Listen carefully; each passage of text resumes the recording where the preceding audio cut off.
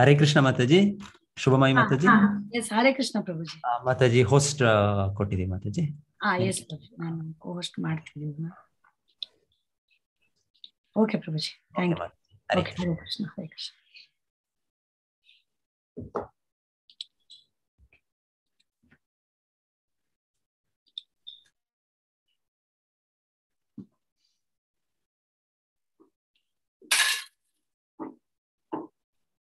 Hare Krishna Mataji. Mataji, shall I try sharing the screen, Mataji? Let's see. ಹಾ try ಮಾಡಿ. Yes. Yes, Mataji.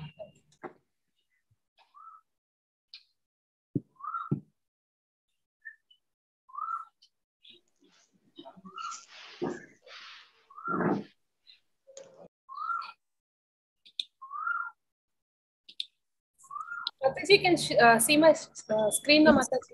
Yes yes yes. Okay, Mataji.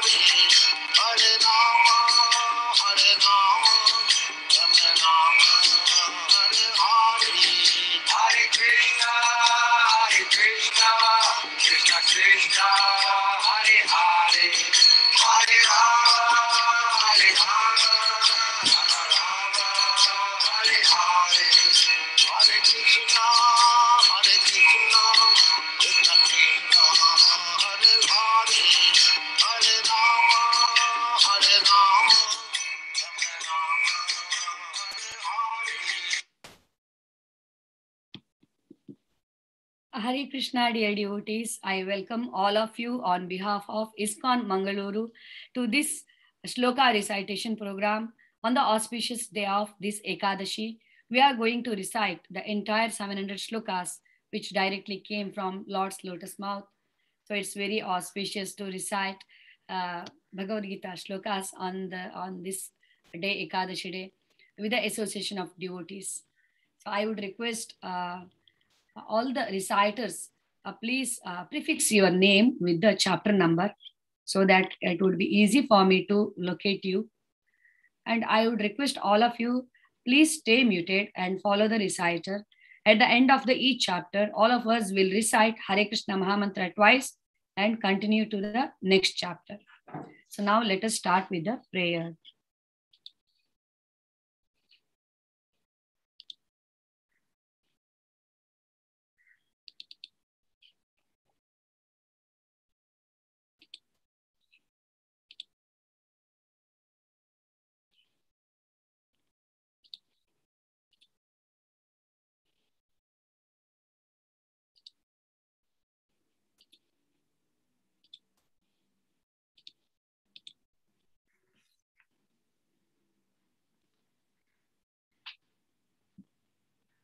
Om Namo Bhagavate Vasudevaya.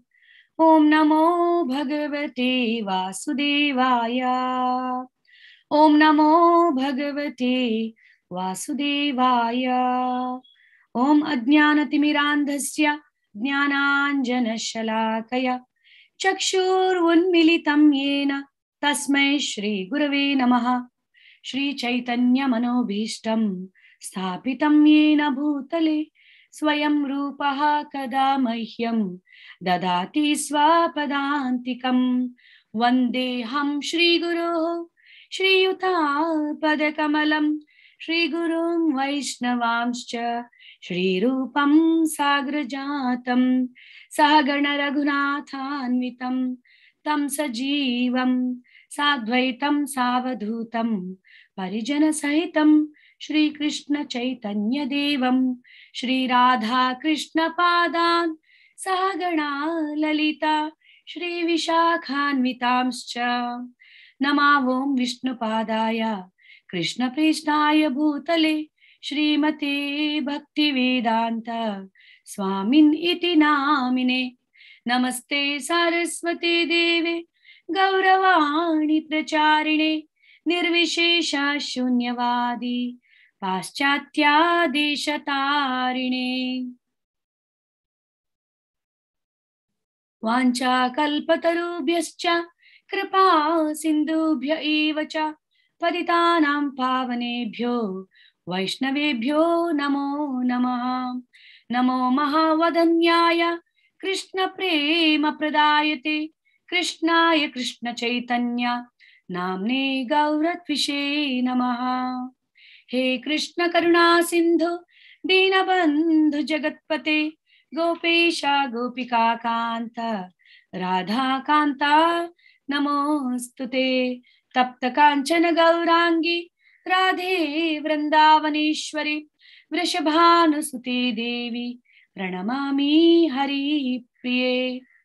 जय श्री कृष्ण चैतन्य प्रभो नित्यानंद श्री अद्वैत गदाधर श्रीवासादि गौरभक्त वृंदा। हरे कृष्ण कृष्ण कृष्ण हरे हरे, हरे Ram Ram Ram Hare Hare. Let us recite Gita Mahatmya.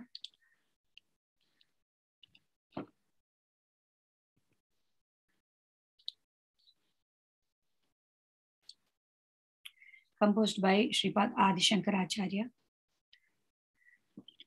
Atha Gita Mahatmya Gita Shastram Idam Punyam Yah Pathet Prayata Puma Vishnu Padam Avapnoti Bhayashokadi Varjitaha.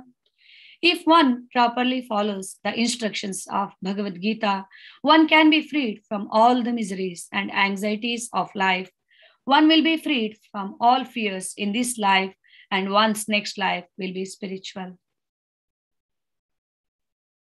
Gita dhyayana shilasya pranayama parasya cha naiva santi hi papani purva janma kritani cha. If one reads Bhagavad Gita very sincerely and with all seriousness, then by the grace of the Lord, the reactions of his past misdeeds will not act upon him. Maline mochanam pumsam jalasnanam dine dine sakrit gitam bhasi snanam samsara malanashanam.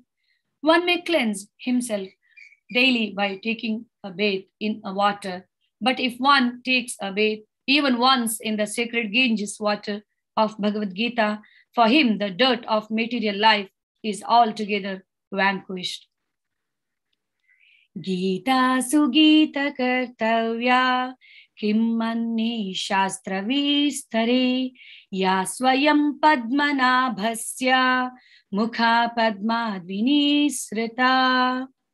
Because Bhagavad Gita is spoken by the Supreme Personality of Godhead, one need not read any other Vedic literature. One need only attentively and regularly hear and read Bhagavad Gita. In the present age, people are so absorbed in mundane activities that it is not possible for them to read all the Vedic literatures. But this is not necessary. This one book, Bhagavad Gita, will suffice because it is the essence of all Vedic literatures, and especially because it is spoken by the Supreme Personality of Godhead. Bharatamrita sarvasvam Vishnur Vaktradvinisritam Gita Gangodakam Pitva Punarjanmana Vidyate. One who drinks the water of the Ganges attains salvation. So what to speak of one who drinks the nectar of Bhagavad Gita? Bhagavad Gita is the essential nectar of the Mahabharata, and it is spoken by Lord Krishna himself. Sarvopanishado gavo dogdha gopala nandanaha partho vatsa sudhir bhokta dugdham gitamritam mahat. This Gita Upanishad, Bhagavad Gita, the essence of all the Upanishads, is just like a cow, and Lord Krishna, who is famous as a cowherd boy, is milking this cow. Arjuna is just like a calf, and learned scholars and pure devotees are to drink the nectarian milk of Bhagavad Gita. Ekam shastram devaki putra gitam eko devo devaki putra eva eko mantrastasya namani yani karmapikam tasya devasya seva. Let there be one scripture only, one common scripture for the whole world, Bhagavad Gita. Let there be one God for the whole world, Sri Krishna. Let there be only one hymn, one mantra, one prayer, the chanting of his name. Hare Krishna, Krishna Krishna, Hare Hare. Hare Rama, Rama Rama, Hare Hare. Let there be one work only, the service of the Supreme Personality of Godhead. Hare Krishna. Yes, Supriya Mataji, you can start sharing the screen from chapter 1. Hare Krishna, Devika Mataji. Hare Krishna Mataji. Yes. Can start Mataji. Om Paramatmane Namaha. Pratamodhyayah. Dhrutarashtra Uvacha. Dharmakshetre Kurukshetre. Samaveta Yuyutsavaha. Mamaka Pandavaschaiva Kimakurvata Sanjaya. Sanjaya Uvacha Drushtva tu Pandavanikam Udyam Duryodanastada Acharyam Upasangamya Raja Vachanam Abravit Paschetam Panduputrenam Acharya Mahitim Chamum Udyam Drupada Putrena Tava Shishena Dhimata Atra Shura Maheshwasa Bhimajuna Samayudhi Yuidano Viratascha Drupadascha Maharataha Drushtaketashchikitanam Kashirajascha Viryavan Purojito Kuntibojascha Shaibascha Narapungavaha Yudamanyuscha Vikranta Uttamaujascha Viryavan Saubhadro Draupadiyascha Sarvayeva Maharataha Asmakam tu Vishishtaye Tanibodhvajottama Nayaka Mama Sainasya Sanyartam Tan Bravimite Bhavan Bhishmascha Karnascha Krupascha Samartinjayaha Ashwattama Vikarnascha Saumadattis Tataivacha Anye cha Bahava Shura Madarte Takta Jivitaha Nana Shastra Praharnaha Sarve Yuddha Visharadaha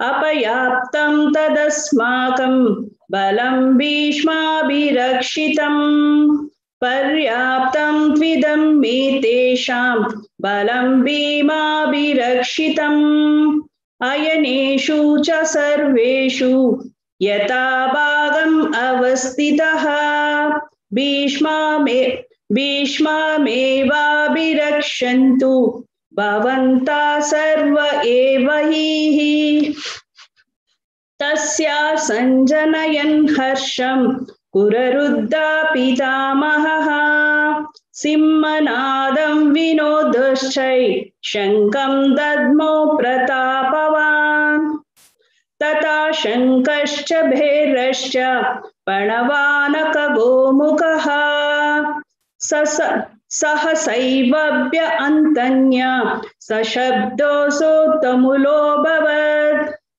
tata shvetarya hairyukte mahati sannandin stitau Madhava Pandavaschaiva Divyau Shankau Pradadmutuhu Panchajanyam Rushikeshaha Devadattam Dhananjayaha Paundram Dadmo Mahashankam Bhima Karma Rukodaraha Ananta Vijayam Raja Kuntiputro Yudhishtharaha Nakula Sahadevascha Sugoshamani Paushpakau Kashascha हे श्वासः शिखण्डी च महारथः दृष्टद्युम्नो विराटश्च सातकीश्च पराजितः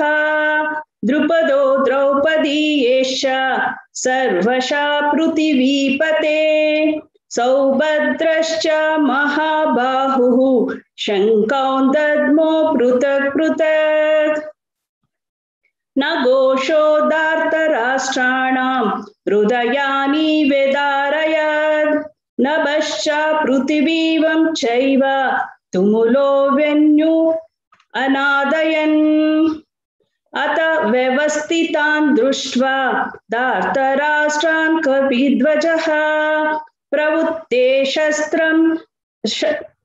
प्रवृत्ते शस्त्रसमापाते धनुरुद्यं पाण्डवः ऋषिकेशं तदा वाक्यम् इदम्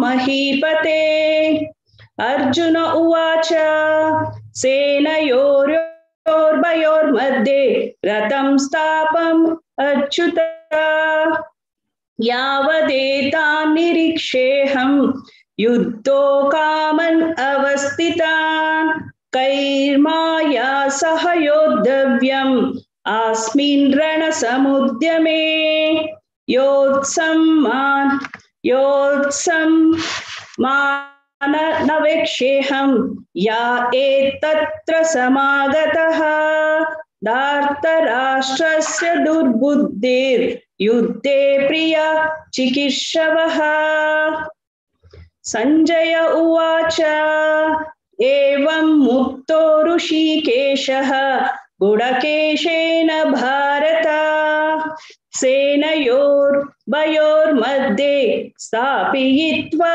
रथोत्तमम् भीष्मद्रोणा प्रमुखतः सर्वेषां च महीक्षिताम् उवाच पार्थ पश्चेतान् समवेतान् कुरुनिति तत्र पश्यत् स्थितान् पार्थः पितृनता पितामहन् आचार्यन् मतुलान् भ्रातॄन् पुत्रान् पौत्रान् सखींस्तथा श्वशुरान् सहृदयश्चैव सेनयोरुभयोरपि तान् समीक्ष्य स कौन्तेय सर्वान् बन्धूनवस्थितान् कृपया परया विष्टः विषीदन्निदम् अब्रवीत् अर्जुन उवाच दृष्ट्वा एमं सृजनं कृष्ण युयुत्सं समप्स्थितं सिदन्ति मम गात्राणि मुखं च परिशुष्यति वेपतुश्च शरीरे मे रोमहर्षश्च जायते गाण्डीवं स्रंसते हस्तात् त्वचैव परिदह्यते न च शक्नोमि अवस्थातुं भ्रमतीव च मे मनः निमित्तानि च पश्यामि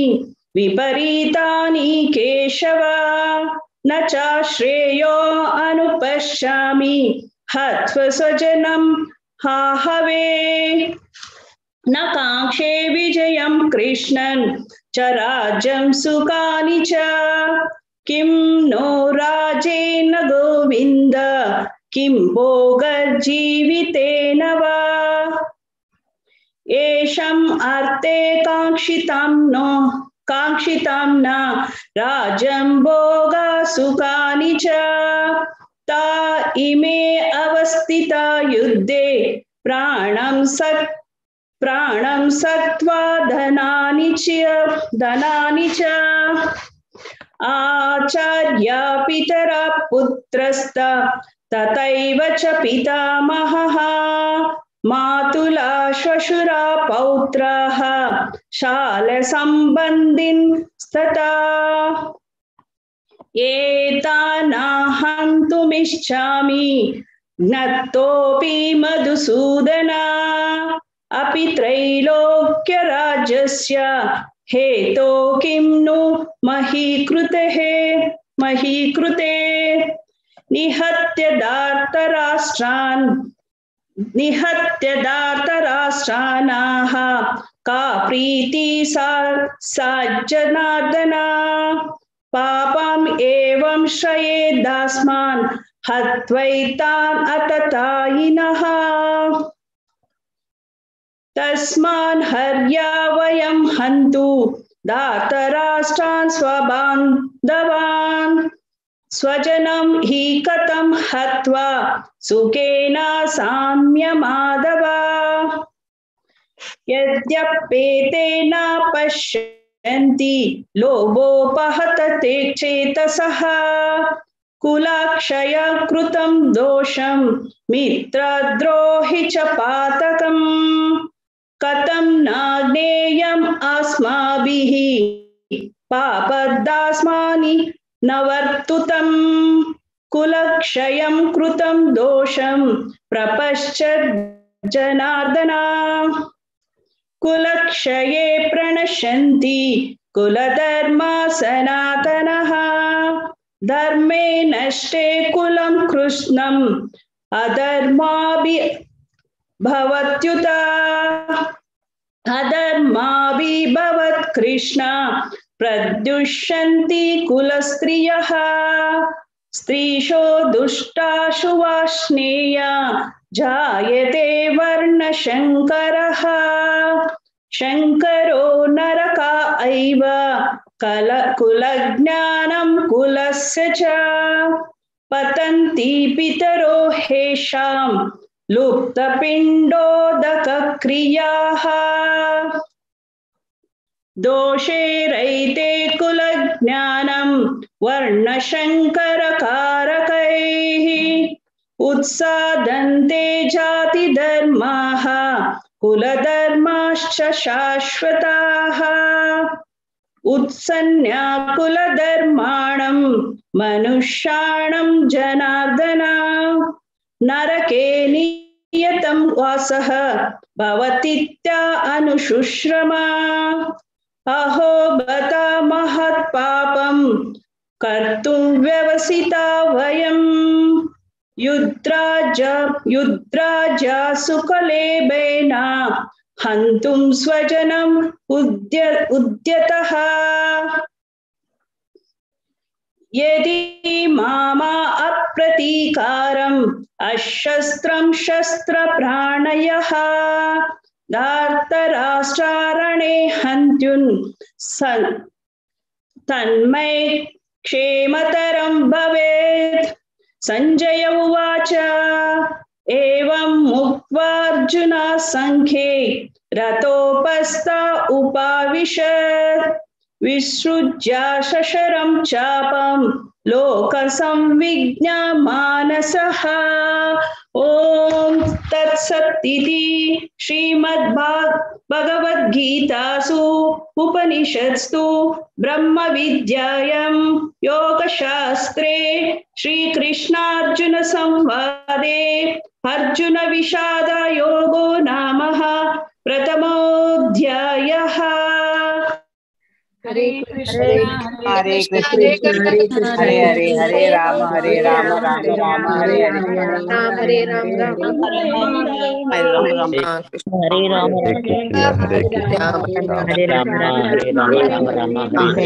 हरे कृष्ण। यस शशिकला राममूर्ति। हरे कृष्ण माताजी। हरे कृष्ण। ओम श्री कृष्ण परब्रह्मणे नमः। अथ द्वितीयोऽध्यायः सांख्ययोगः। संजय उवाच तं तथा कृपयाविष्टम् अश्रुपूर्णाकुलेक्षणम् विषीदन्तमिदं वाक्यम् उवाच मधुसूदनः। श्रीभगवानुवाच कुतस्त्वाकश्मलमिदं विषमे समुपस्थितम् अनार्योजुष्टमस्वर्ग्यम् अकीर्तिकरमर्जुन। क्लैब्यं मास्मघमकापार्थ नैतत्त्वय्युपपद्यते क्षुद्रं हृदय दौर्बल्यं त्यक्तोत्तिष्ठ परन्तप। अर्जुन उवाच कथं भीष्ममहं संख्ये द्रोणं च मधुसूदन इषुभिः प्रतियोत्स्यामि पूजार्हा वरिसूदन। गुरून् हत्वा हि महानुभावान् श्रेयो भोक्तुं भैक्षमपीह लोके हत्वार्थकामांस्तु गुरूनिहैव भुञ्जीय भोगान् रुधिरप्रदिग्धान्। न चैतद्विद्मः कतरन्नो गरीयो यद्वा जयेम यदि वा नो जयेयुः। यानेव हत्वा न जीजीविषामः तेव स्थिताः प्रमुखे धार्तराष्ट्राः। कार्पण्यदोषोपहतः स्वभावः पृच्छामि त्वा धर्मसमूढचेताः। यच्छ्रेयस्या निश्चितं ब्रूहि तन्मे शिष्यस्तेऽहं शाधिमां त्वां प्रपन्नम्। न हि प्रपश्यामि ममापुनद्यात् यच्चोकमुच्चोषणमिन्द्रियाणाम्। अवाप्य भूमवसत्सपत्नं वृद्धं राज्यं सुराणामपि चाधिपत्यम्। संजय उवाच एवमुक्त्वा ऋषिकेशं गुडाकेशः परन्तपः न योत्स्य इति गोविन्दम् उक्त्वा तूष्णीं बभूवः। तमुवाच ऋषिकेशः प्रहसन्निव भारत सेनयोरुभयोर्मध्ये विषीदन्तमिदं वचः। श्रीभगवानुवाच अशोच्याननन्वशोचस्त्वं प्रज्ञावादांश्च भाषसे गतासु न गतासूंश्च नानुशोचन्ति पण्डिताः। न त्वेवाहं जातु नासं न त्वं नेमे जनाधिपाः न चैव न भविष्यामः सर्वे वयमतः परम्। देहिनोऽस्मिन् यथा देहे कौमारं यौवनं जरा तथा देहान्तरप्राप्तिः धीरस्तत्र न मुह्यति। मात्रा स्पर्शास्तु कौन्तेय शीतोष्णा सुखदुःखदाः आगमापायिनो नित्याः तांस्तिक्ष्वस्व भारत। यं हि न व्यथयन्त्येते पुरुषं पुरुषर्षभ समदुःखसुखं धीरं सोऽमृतत्वाय कल्पते। नासतो विद्यते भावो नाभावो विद्यते सतः उभयोरपि दृष्टोऽन्तः त्वनयोस्तत्त्वदर्शिभिः।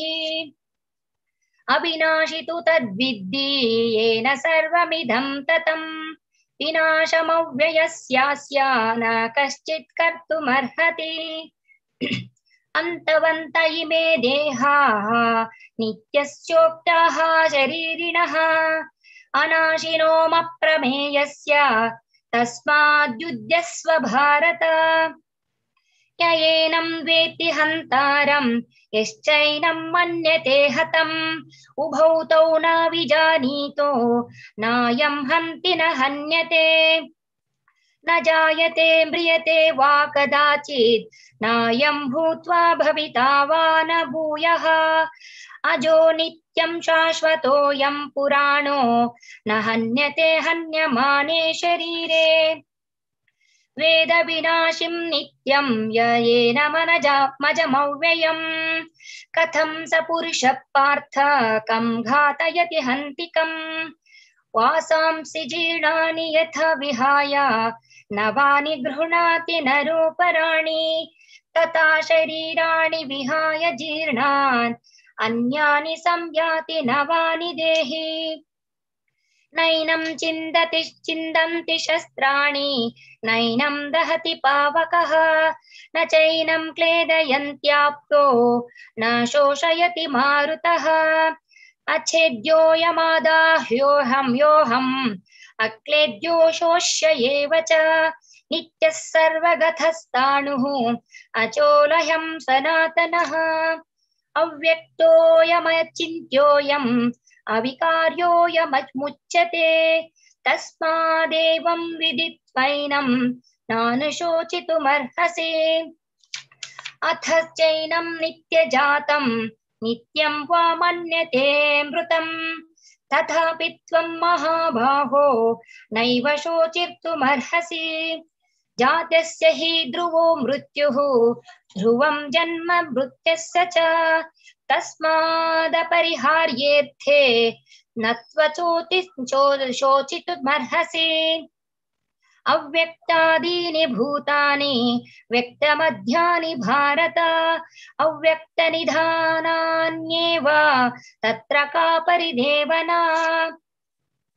आश्चर्यवत् पश्यति कश्चिदेनम् आश्चर्यवद् वदति तथैव चान्यः आश्चर्यवच्चैनमन्यः शृणोति श्रुत्वाप्येनं वेद न चैव कश्चित्। देहि नित्यमवध्योऽयं देहे सर्वस्य भारत तस्मात् सर्वाणि भूतानि न त्वं शोचितुमर्हसि। स्वधर्ममपि चावेक्ष्य न विकम्पितुमर्हसि।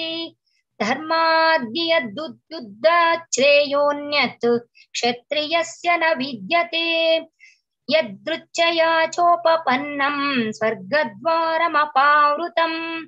सुखिनः क्षत्रियाः पार्थ लभन्ते युद्धमीदृशम्। अथ चेत्त्वमिमं धर्म्यं स्वसङ्ग्रामं न करिष्यसि ततः स्वधर्मं कीर्तिं च हित्वा पापमवाप्स्यसि। अकीर्तिं चापि भूतानि कथयिष्यन्ति ते व्ययाम् सम्भावितस्य च कीर्तिः मरणादतिरिच्यते। भयद्राणादुपरतं मस्यन्ते त्वां महारथाः येषां च त्वं बहुमतो भूत्वा यास्यसि लाघवम्। अवाच्यवादांश्च बहून् वदिष्यन्ति तवाहिताः निन्दन्तस्तव सामर्थ्यं ततो दुःखतरं नु किम्। हतो वा प्राप्स्यसि स्वर्गं जित्वा वा भोक्ष्यसे महिम्। तस्मादुत्तिष्ठ कौन्तेय युद्धाय कृतनिश्चयः। सुखदुःखे समे कृत्वा लाभालाभौ जयाजयौ तथो युद्धाय युज्यस्व नैवं पापमवाप्स्यसि। एषा ते विहिता सांख्ये बुद्धिर्योगे त्विमां शृणु। बुद्ध्या युक्तो यया पार्थ कर्मबन्धं प्रहास्यसि। नेहाभिक्रमनाशोऽस्ति प्रत्यवायो न विद्यते स्वल्पमपस्य धर्मस्य त्रायते महतो भयात्। व्यवसायात्मिका बुद्धिः एकेह कुरु नन्दन बहुशाखा ह्यन्यन्ताश्च बुद्धयो व्यवसायिनाम्। यामिमां पुष्पितां वाचं प्रवद्यन्त विपश्चितः वेदवादरताः पार्थ नान्यदस्तीति वादिनः। कामात्मनः स्वर्गपराः जन्म कर्म फलप्रदां क्रियाविशेषबहुलां भोगैश्वर्यगतिं प्रति। भोगैश्वर्यप्रसक्तानां तयापहृतचेतसां व्यवसायात्मिका बुद्धिः समाधौ न विधीयते। त्रैगुण्यविषया वेदाः निस्त्रैगुण्यो भवार्जुन। निन्द्वन्द्वो नित्यसत्त्वस्थो निर्योगक्षेम आत्मवान्। यावानर्थ उदपाने सर्वतः सम्प्लुतोदके तावान् सर्वेषु वेदेषु ब्राह्मणस्य विजानतः। कर्मण्येवाधिकारस्ते मा फलेषु कदाचन मा कर्मफलहेतुर्भूः मा ते सङ्गोऽस्त्व कर्मणे। योगस्थ कुरु कर्माणि सङ्गं त्यक्त्वा धनञ्जय।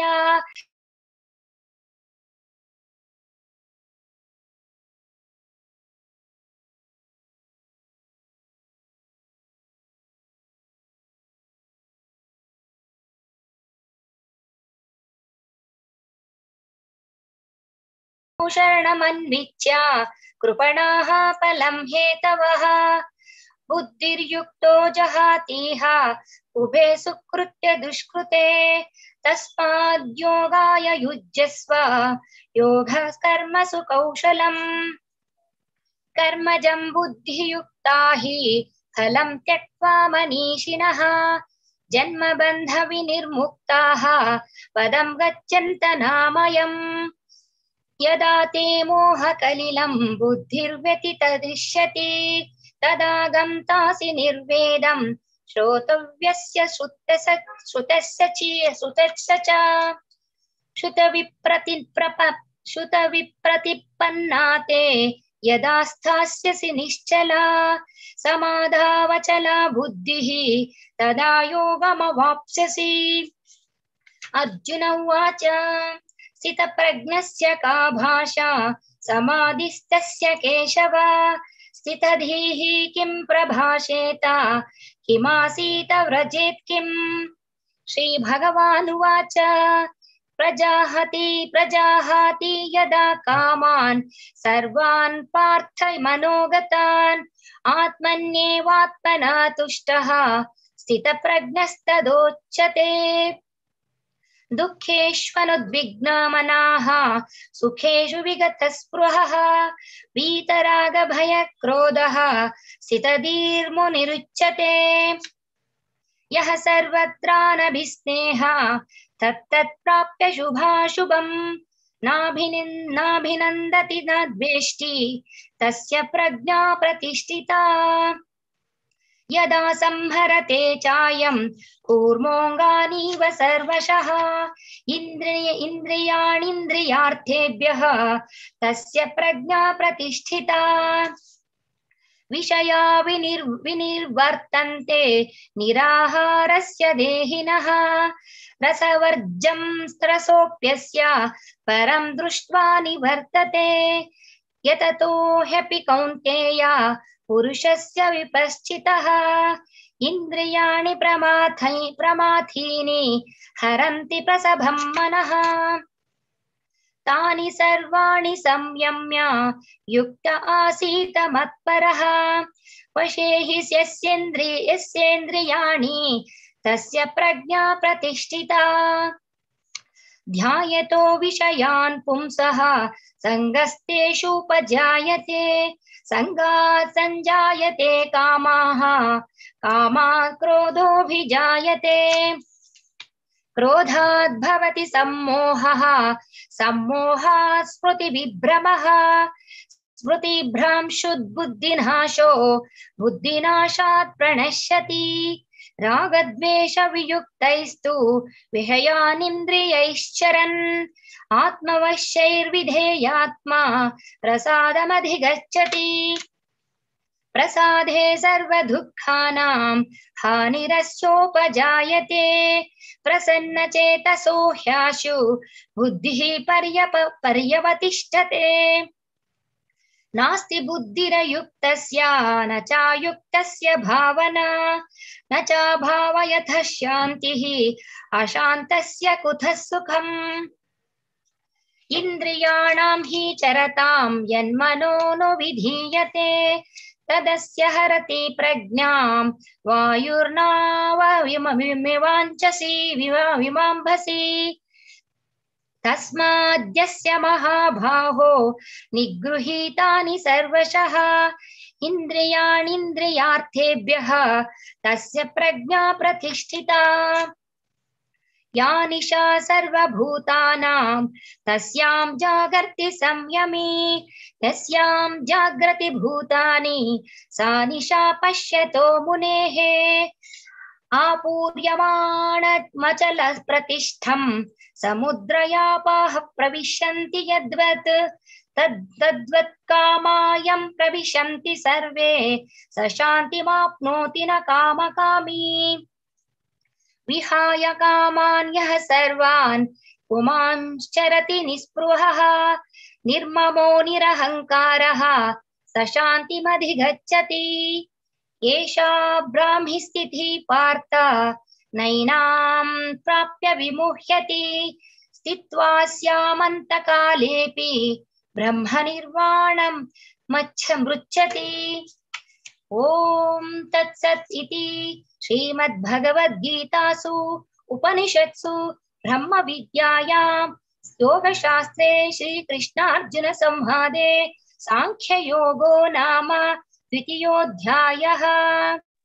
Hare हरे कृष्ण हरे कृष्ण कृष्ण हरे कृष्ण हरे कृष्ण हरे हरे राम हरे राम राम राम हरे हरे हरे कृष्ण हरे हरे राम कृष्ण हरे हरे राम कृष्ण हरे हरे राम हरे राम हरे हरे हरे राम राम राम राम हरे हरे हरे हरे। कृष्ण हरे हरे कृष्ण कृष्ण हरे हरे राम राम हरे राम हरे हरे राम।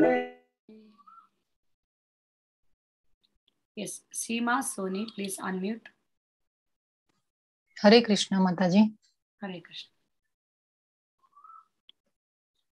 ओम नमो भगवते वासुदेवाय। अथ तृतीयोऽध्यायः कर्मयोग। अर्जुन उवाच ज्यायसि चेत् कर्मणस्ते मता बुद्धिर्जनार्दन तत्किं कर्मणि घोरे मां नियोजयसि केशव।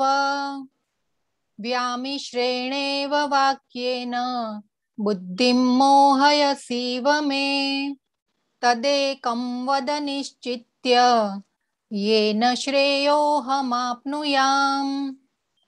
श्रीभगवानुवाच लोकेऽस्मिन् विविधा निष्ठा पुरा प्रोक्ता मया नघ ज्ञानयोगेन साङ्ख्यानां कर्मयोगेन योगिनां न कर्मणामनारम्भान् नैष्कर्म्यं पुरुषोऽश्नुते न च सन्न्यासनादेव सिद्धिं समधिगच्छति। न हि कश्चित् क्षणमपि जातु तिष्ठत्य कर्मकृत् कार्यते यवशः कर्म सर्वप्रकृतिजैर्गुणैः। कर्मेन्द्रियाणि संयम्य य आस्ते मनसा स्मरन् इन्द्रियार्थान् विमूढात्मा मिथ्याचारः स उच्यते। यस्त्विन्द्रियाणि मनसा नियम्यारभतेऽर्जुन कर्मेन्द्रियै कर्मयोगम् आसक्तः स विशिष्यते।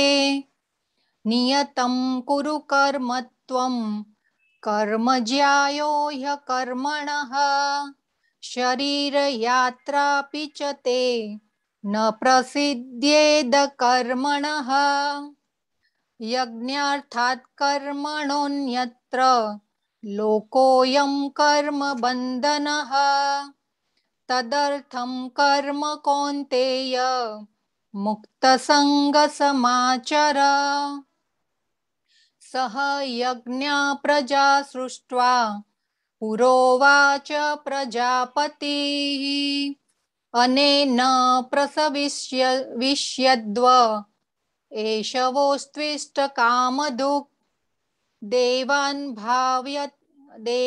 भावयतानेन ते देवा भावयन्तु वः परस्परं भावयन्तः श्रेयः परमवाप्स्यथ।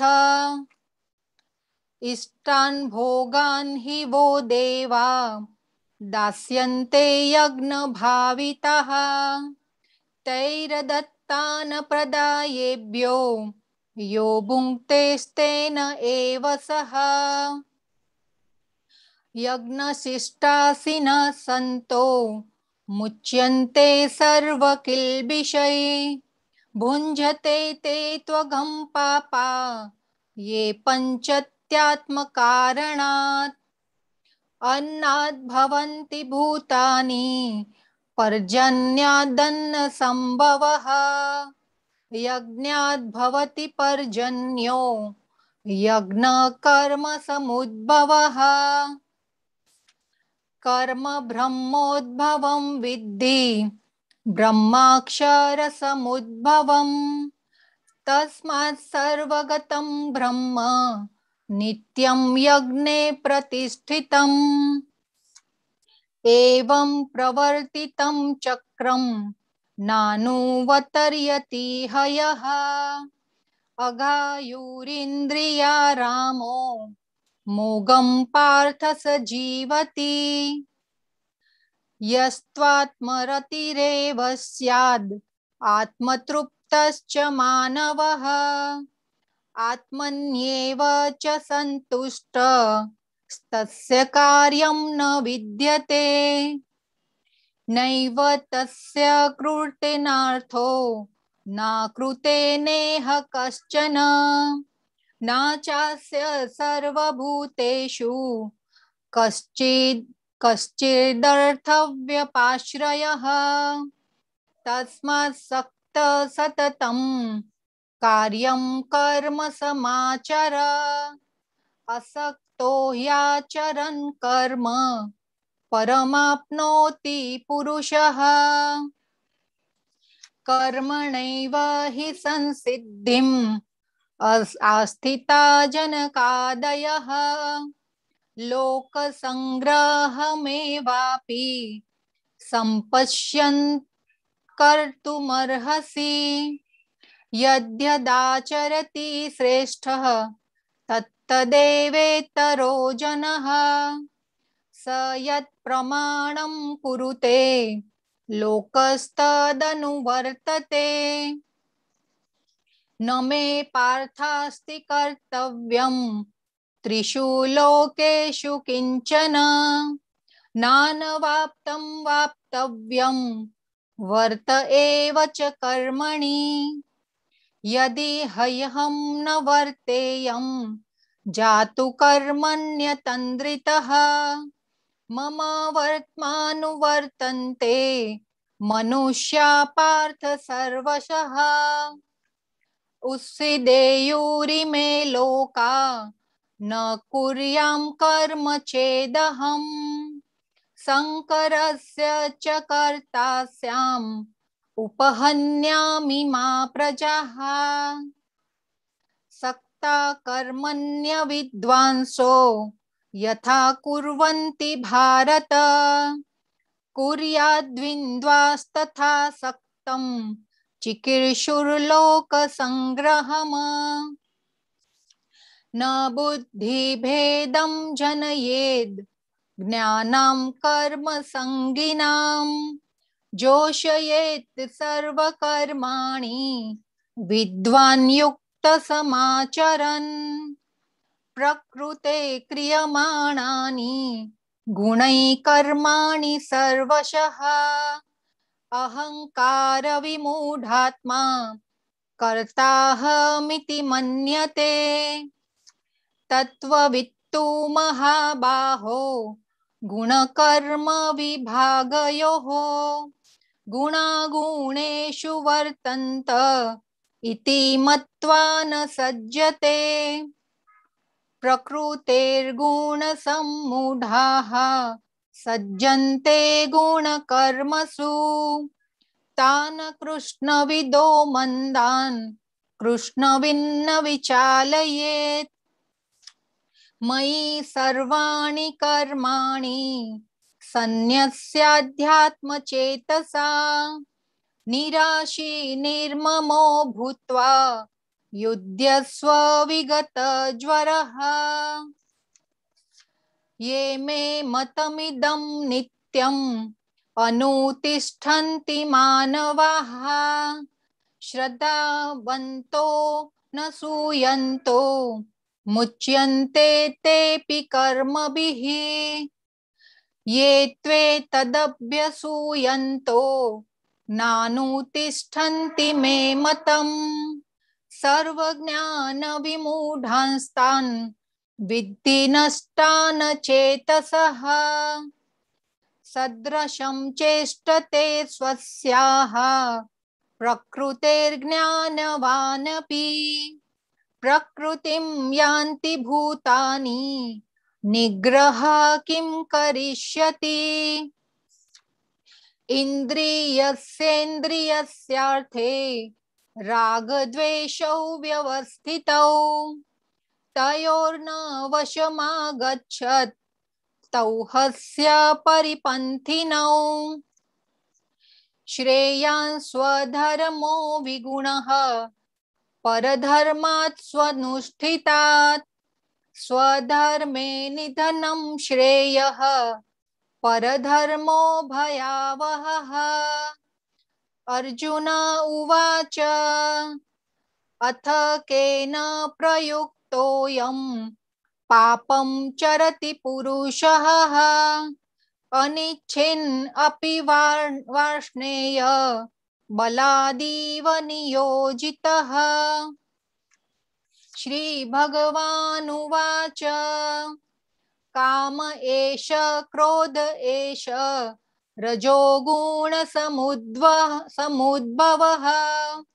महाशनो महापाप्मा विद्येनमिह वैरिणम् धूमेनाव्रियते वह्निर्यथादर्शो मलेन च यथोल्बेनावृतो गर्भः तथा तेनेदमावृतम् आवृतं ज्ञानमेतेन ज्ञानिनो नित्यवैरिणा कामरूपेण कौन्तेय दुष्पुरेणानलेन च इन्द्रियाणि मनोबुद्धिरस्याधिष्ठानमुच्यते एतैर्विमोहयत्येष ज्ञानमावृत्य देहिनम् तस्मात् त्वमिन्द्रियाण्यादौ नियम्य भरतर्षभ पाप्मानं प्रजहिहेनं ज्ञानविज्ञाननाशनम् इन्द्रियाणि पराण्याहुरिन्द्रियेभ्यः परं मनः मनसस्तु परा बुद्धिर्योर्बुद्धे परतस्तु सः एवं बुद्धेः परं बुद्ध्वा संस्तभ्यात्मनात्मना जहि शत्रुं महाबाहो कामरूपं दुरासदम्। इति श्रीमद् भगवद गीतासु उपनिषत्सु ब्रह्म विद्यायां योगशास्त्रे श्री कृष्णार्जुन संवादे कर्मयोगो नाम तृतीयोऽध्यायः। हरे कृष्ण हरे हरे हरे राम राम राम हरे हरे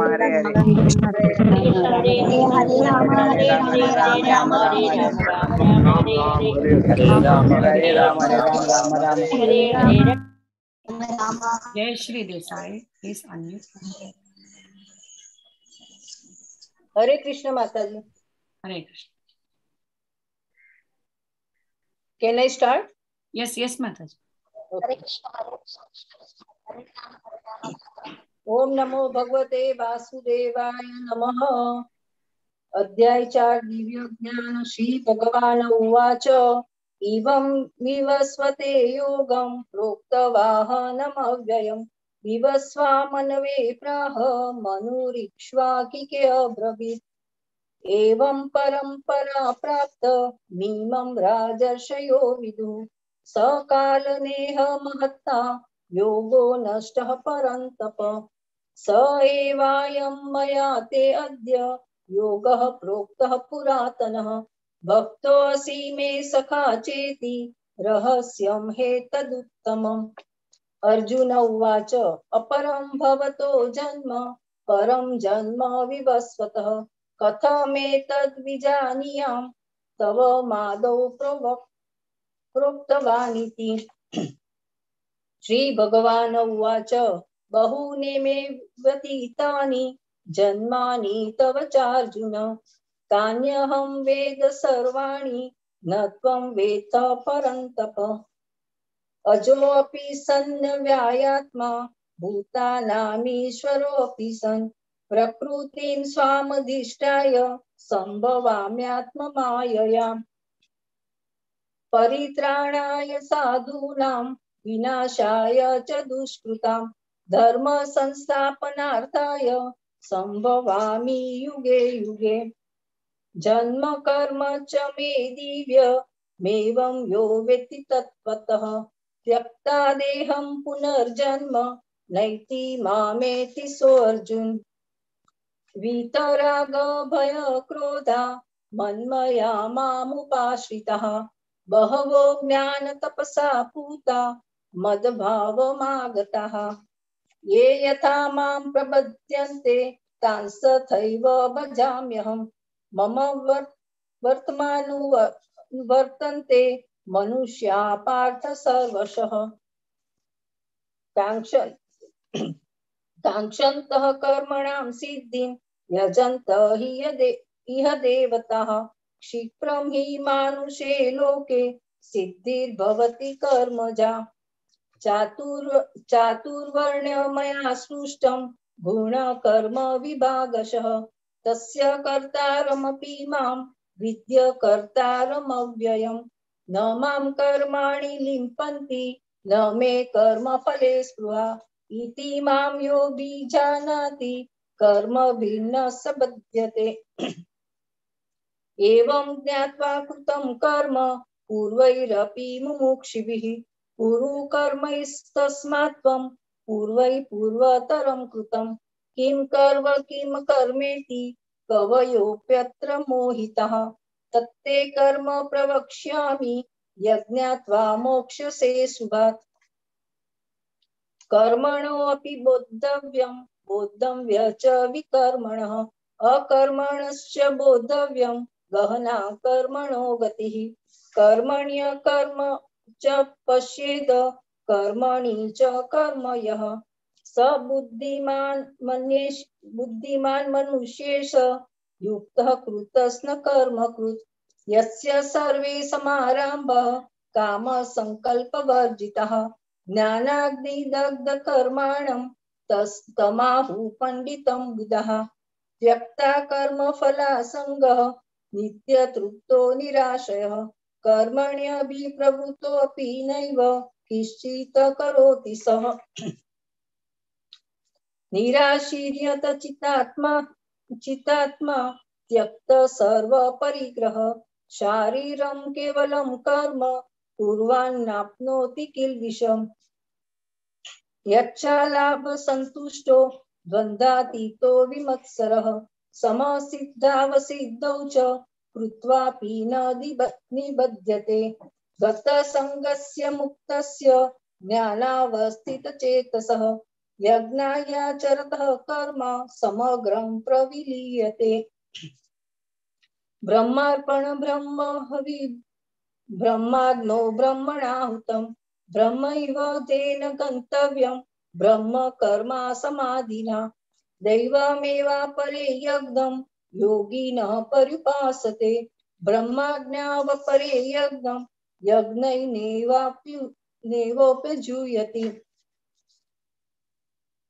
श्रोतादि इन्द्रियाण्यन्य संयमाग्नेषु जुयति शब्दादीन विषयान्यन्य इन्द्रियाग्नेषु जुयति सर्वाणि इन्द्रिया कर्माणि प्राणकर्माणि चापरे आत्मसंयम योगज्ञो जुयति ज्ञानदीपते द्रव्ययज्ञास्ततो यज्ञा योगयज्ञास्तथा परे स्वाध्यायज्ञानयज्ञश्च यतः संशितव्रतः अपाने जुयति प्राणं प्राणे अपानं तथा परे प्राणापानगतिरुद्ध्वा प्राणायामपरायणः अपरे नियताहारः प्राणान् प्राणेषु जुयति सर्वे अप्येते यज्ञविदो यज्ञक्षपितकल्मषा यज्ञशिष्टामृतभुजो यान्ति ब्रह्म सनातनम् नायं लोकोऽस्ति अयज्ञस्य कुतोऽन्य कुरु सत्तम एवं बहुविधा यज्ञा वितता ब्रह्मणो मुखे कर्म जातवद्धितान् सर्वा नैवं ज्ञात्वा विमोक्ष्यसे श्रेयान् द्रव्यमयाद्यज्ञा यज्ञात् ज्ञानयज्ञः परन्तप सर्वकर्माखिलं पार्थ ध्याने परिसमाप्यते तद्विद्धि प्रणिपातेन परिप्रश्नेन सेवया उपदेक्ष्यन्ति ते ज्ञानं ज्ञानिनस्तत्त्वदर्शिनः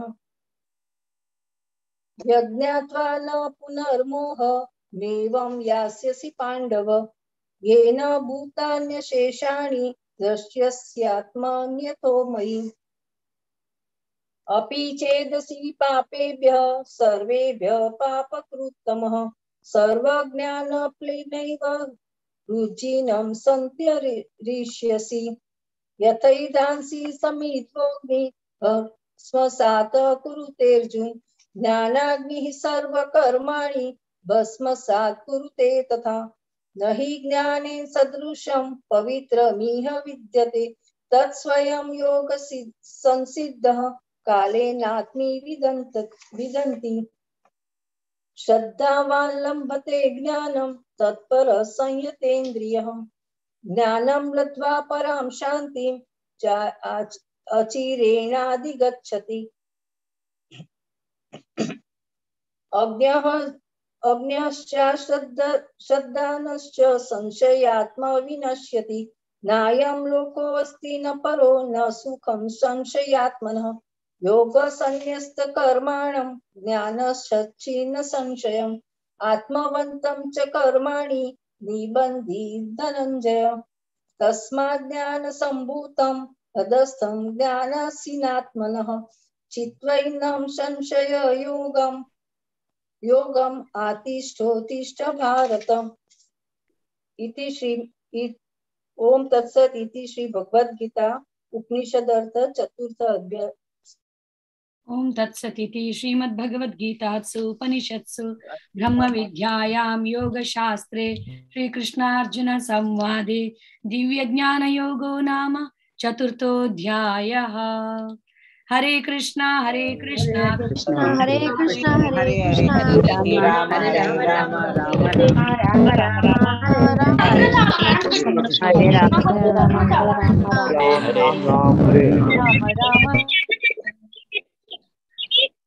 हरे कृष्णा कृष्ण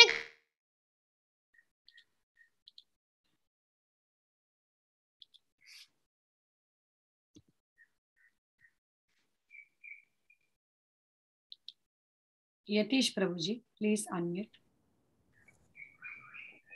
ओम नमो भगवते वासुदेवाय। अथ पंचमो अध्यायः कर्म संन्यास योग। अर्जुन उवाच संन्यासं कर्मणां कृष्ण पुनर्योगं च संशसि यच्छेय एतयोरेकं तन्मे ब्रूमि सुनिश्चितम्।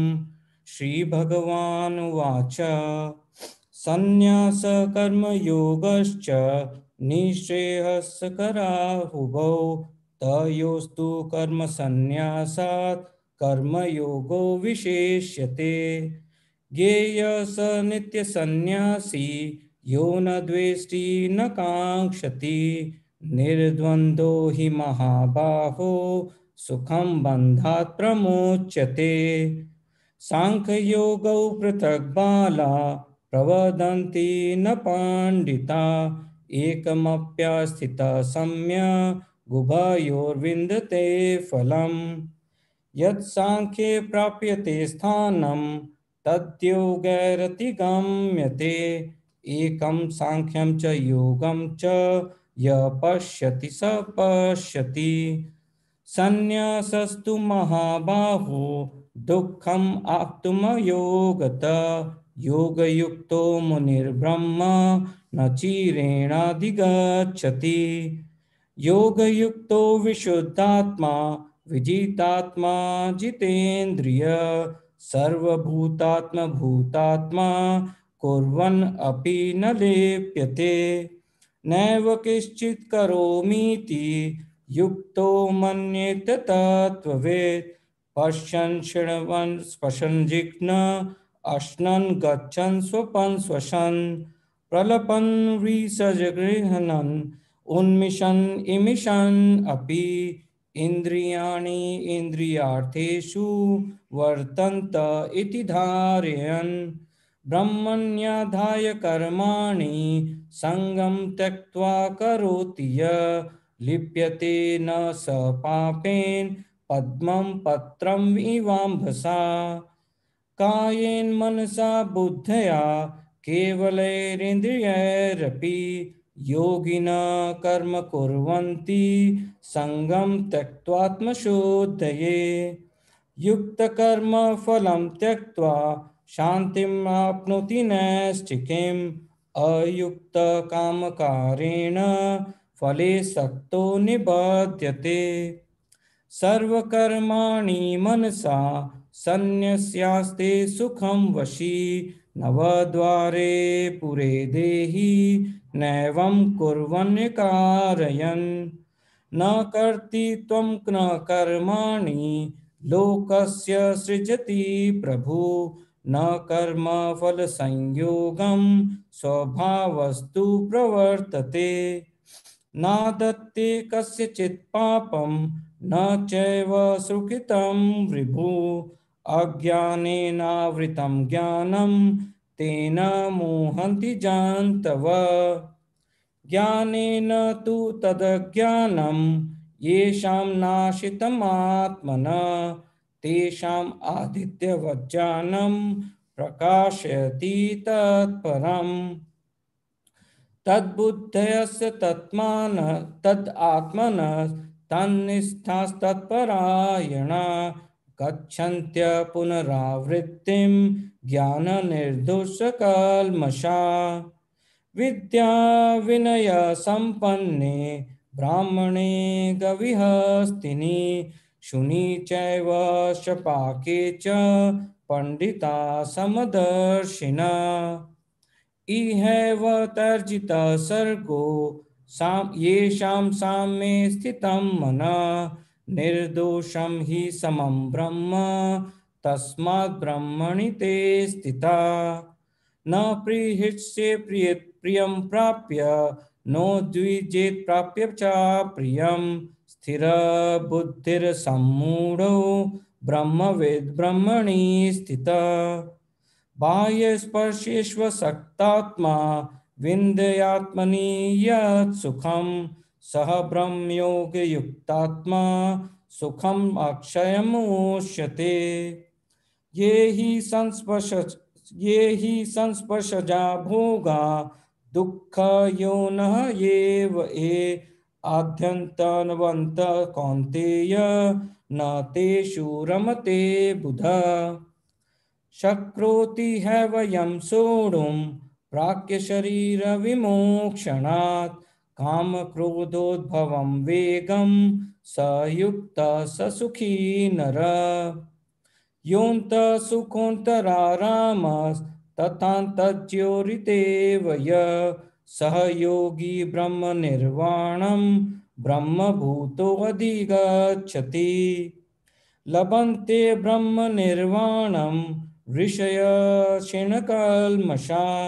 छिन्नैद्वैधायतात्मानं सर्वभूतहिते रता कामक्रोधवियुक्तानां यतीनां यतचेतसाम् अभितो ब्रह्मनिर्वाणं वर्तते विदितात्मनाम् स्पर्शान् कृत्वा बहिर्बाह्यांश्च चक्षुषैवान्तरे भुवो प्राणापानौ समौ कृत्वा नासाभ्यन्तरचारिणौ यतेन्द्रियमनोबुद्धिर्मुनिर्मोक्षपरायण विगतेच्छा भयक्रोधो य सदा मुक्त एव स भोक्तारं यज्ञतपसां सर्वलोकमहेश्वरं सुहृदं सर्वभूतानां ज्ञात्वा मां शान्तिमृच्छति।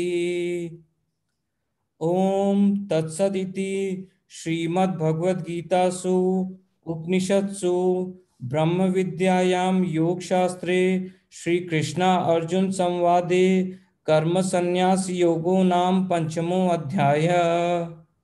हरे कृष्ण हरे कृष्ण हरे हरे कृष्ण हरे कृष्ण कृष्ण कृष्ण हरे हरे हरे राम राम हरे कृष्ण हरे कृष्ण हरे कृष्ण राम कृष्ण हरे हरे हरे राम हरे राम राम राम हरे कृष्ण कृष्ण कृष्ण हरे राम हरे राम राम राम राम हरे राम हरे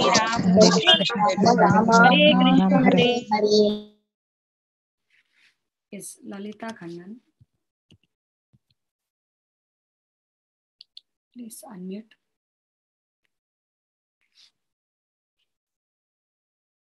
Yes, you can start. I can start. Okay. Hare Krishna. Hare Krishna. Can you on your video? Yes. Om Namo Bhagavate Vasudevaya.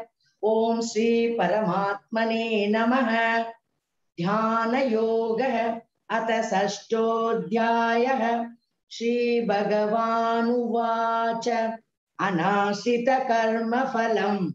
Karyam Karma Karoti Yaha. Samsanyasi Cha Yogi Cha. न निरग्निर्चाक्रियः यं सन्न्यासमिति प्राहुः योगं तं विद्धि पाण्डव न ह्यसन्न्यस्तसङ्कल्प योगी भवति कश्चन आरुरुक्षोर्मुनेर्योगं कर्म कारणमुच्यते योगारूढस्य तस्यैव शम कारणमुच्यते यदा हिनेन्द्रियार्थेषु न कर्मसनुषज्जते सर्वसङ्कल्पसन्न्यासी योगारूढस्तदोच्यते उद्वरेदात्मनात्मानं नात्मानमवसादयेत् आत्मैव ह्यात्मनो बन्धुः आत्मैव रिपुरात्मनः बन्धुरात्मात्मनस्तस्य येनात्मैवात्मना जितः अनात्मनस्तु शत्रुत्वे वर्तेतात्मैव शत्रुवत् जितात्मनः प्रशान्तस्य परमात्मा समाहितः शीतोष्णसुखदुःखेषु तथा मानापमानयोः ज्ञानविज्ञानतृप्तात्मा कूटस्थो विजितेन्द्रियः युक्त इत्युच्यते योगी समलोष्टाश्मकाञ्चनः सुहृन्मित्राद्युदासीन मध्यस्थद्वेष्य बन्धुषु साधुष्वपि च पापेषु समबुद्धिर्विशिष्यते योगी युञ्जीत सततम् आत्मानं रहसि स्थितः एकाकी यतचित्तात्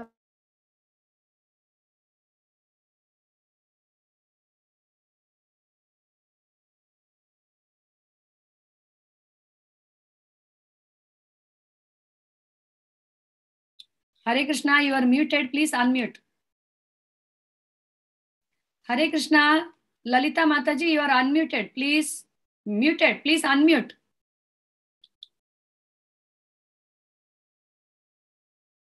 समं काय शिरोग्रीवं धारयन्नचलं स्थिरः सम्प्रेक्ष्य नासिकाग्रं स्वं दिशश्चानवलोकयन् प्रशान्तात्मा विगतभिः ब्रह्मचारि व्रते स्थितः मनसंयम्य मञ्चित्त युक्त आसीत् मत्परः युञ्जन्नेवं सदात्मानं योगी नियतमानसः शान्तिं निर्वाण परमां मत्संस्थामधिगच्छति नात्यशतस्तु योगोऽस्ति न चैकान्तमनस्ततः न चाति स्वप्नशीलस्य जाग्रतो नैव चार्जुन युक्ताहार विहारस्य युक्तचेष्टस्य कर्मसु युक्तस्वप्नावबोधयस्य योगो भवति दुःखः यदा विनियतं चित्तम् आत्मन्येवावतिष्ठते निःस्पृह सर्वकामेभ्यः युक्त इत्युच्यते तथा यथा दीपो निवातस्त नेङ्क्ते सोपमा स्मृता योगिनो यतचित्तस्य युञ्जतो योगमात्मनः यत्रो परमते चित्तं निरुद्धं योगसेवया यत्र चैवात्मनात्मानं पश्यन्नात्मनि तुष्यति सुखमात्यन्तिकं यत्र बुद्धिग्राह्यमतीन्द्रियं वेत्ति यत्र न चैवायं स्थितश्चलति।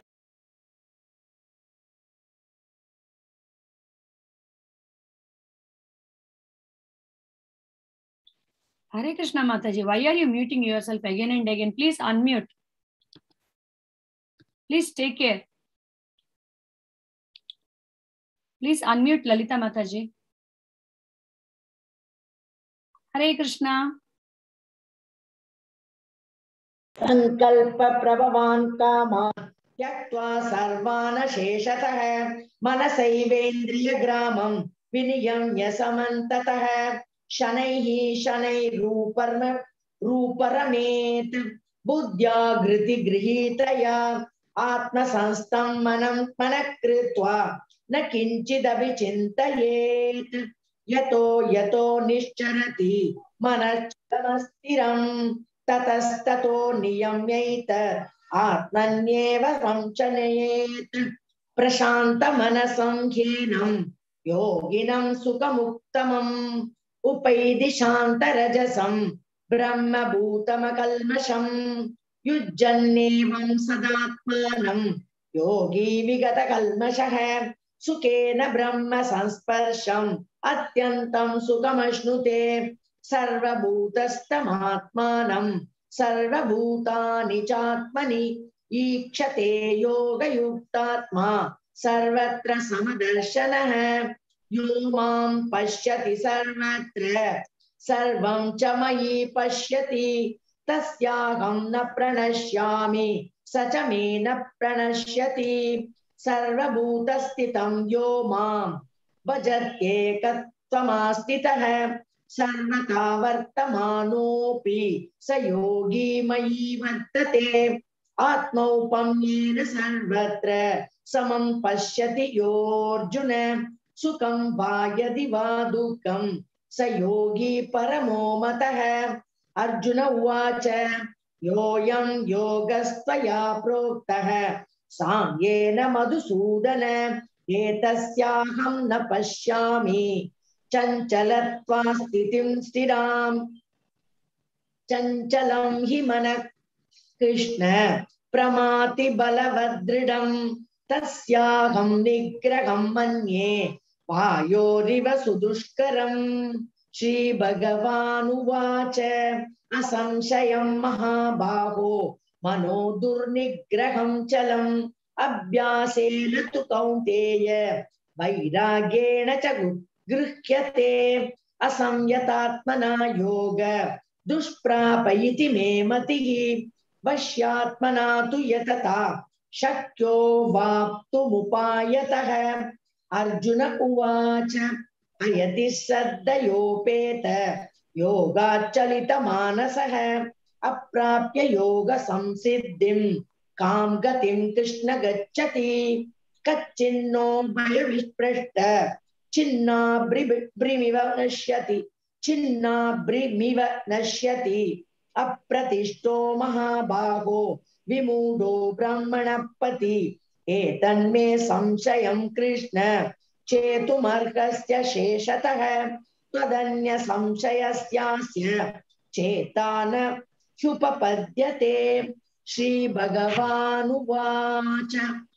आर्तनैवेह नामोऽत्र विनाशस्तस्य विद्यते न हि कल्याणकृत् कश्चित् दुर्गितं तात गच्छति प्राप्य पुण्यकृतां लोकान् उषित्वा शाश्वती समाः शुचीनां श्रीमतां गेहे योगभ्रष्टोऽभिजायते अथवा योगिनामेव कुले भवति धीमताम् एतद्विदुर्लभतरं लोके जन्म यदीदृशं तत्र तं बुद्धिसंयोगं लभते पौर्वदेहिकं यतते च ततो भूय संसिद्धौ कुरु नन्दन पूर्वाभ्यासेन तेनैव ह्यते यवशोऽपि सः जिज्ञासुरभियोगस्य शब्दब्रह्मादिवर्तते प्रयत्नाद्यतमानस्तु योगी संशुद्ध किल्बिषः अनेक जन्म संसिद्ध ततो याति परां गतिम् तपस्विभ्योऽधिको योगी ज्ञानिभ्योऽपि मतोऽधिकः कर्मिभ्यश्चाधिको योगी तस्माद् योगी भवार्जुन योगिनामपि सर्वेषां मद्गतेनान्तरात्मना श्रद्धावान् भजते यो मां स मे युक्ततमो मतः। ओम तत्सत् इति श्रीमद्भगवद्गीतासु उपनिषत्सु ब्रह्म विद्यायां योगशास्त्रे श्रीकृष्णार्जुन संवादे ध्यान योगो नाम षष्ठो अध्यायः। श्रीकृष्ण हरे कृष्णा हरे कृष्णा हरे कृष्ण हरे कृष्ण हरे हरे हरे राम हरे हरे राम हरे राम राम राम हरे राम राम हरे हरे कृष्णा हरे हरे हरे राम हरे हरे राम राम हरे राम राम राम हरे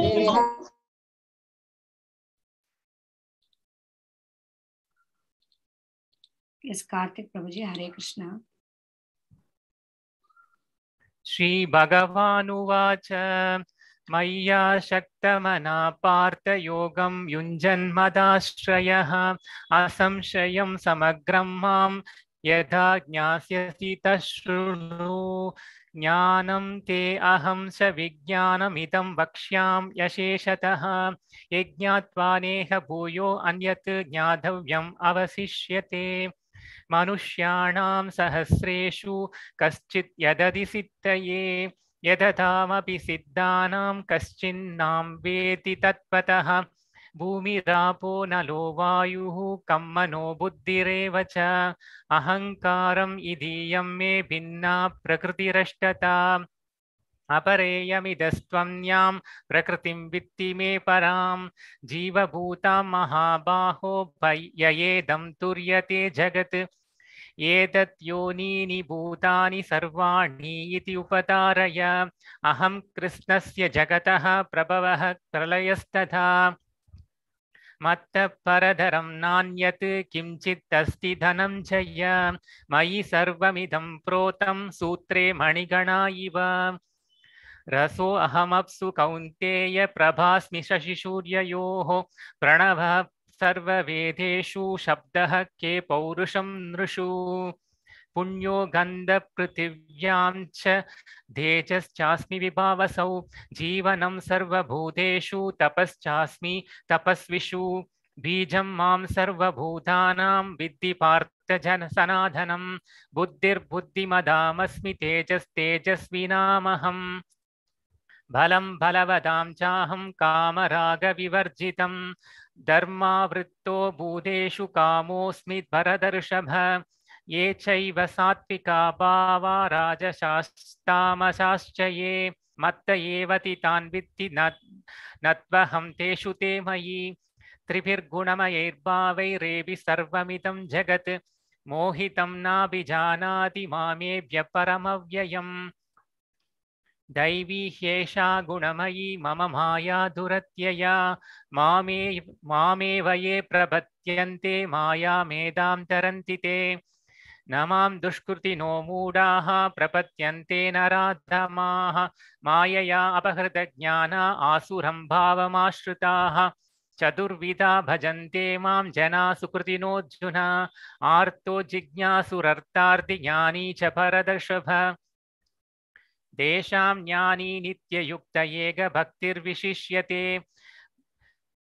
प्रियो हि ज्ञानिनो अन्त्यर्थम् अहं च मम प्रियः उदाराः सर्व एवैते ज्ञानी त्वात्वैव मे मतम् आस्तिदः स हि युक्तात्मा मामेवानुत्तमां गतिम् बहूनां जन्मनामन्ते ज्ञानवान् मां प्रपद्यते वासुदेवः सर्वमिति स महात्मा सुदुर्लभः कामैस्तैर्हृदज्ञानाः प्रपद्यन्ते अन्यदेवताः तं तं नियममास्ताय प्रकृत्या नियता स्वया यो यो यां यां तनुं भक्त श्रद्धयार्चितुमिच्छति तस्य तस्याश्चलं श्रद्धां तामेव विददाम्यहम् सदया श्रद्धया युक्तः तस्याराधनमीहते लभते च ततः कामान् मयैव विहितान् हितान् अन्धवत्तु बलं तेषां तद्भवत्यल्पमेधसां देवान् देवयजो यान्ति मद्भक्ता यान्ति मामभि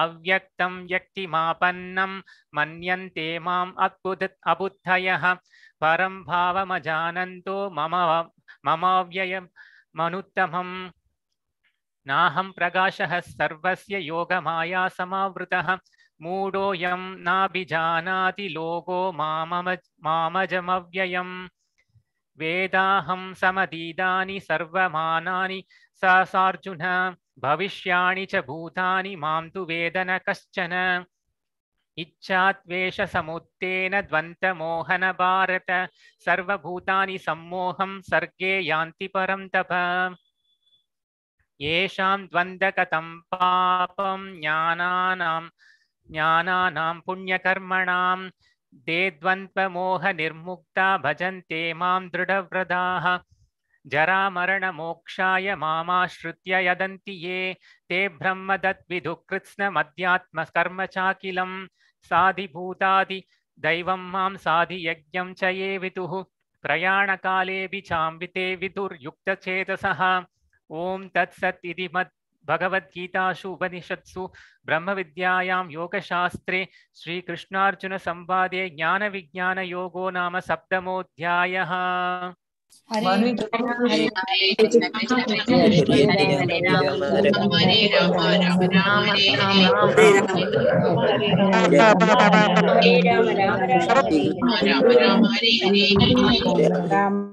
Hare Hare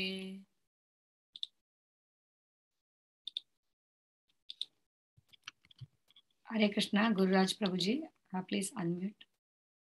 Yes, Hare Krishna. Thank you. हरे कृष्णा।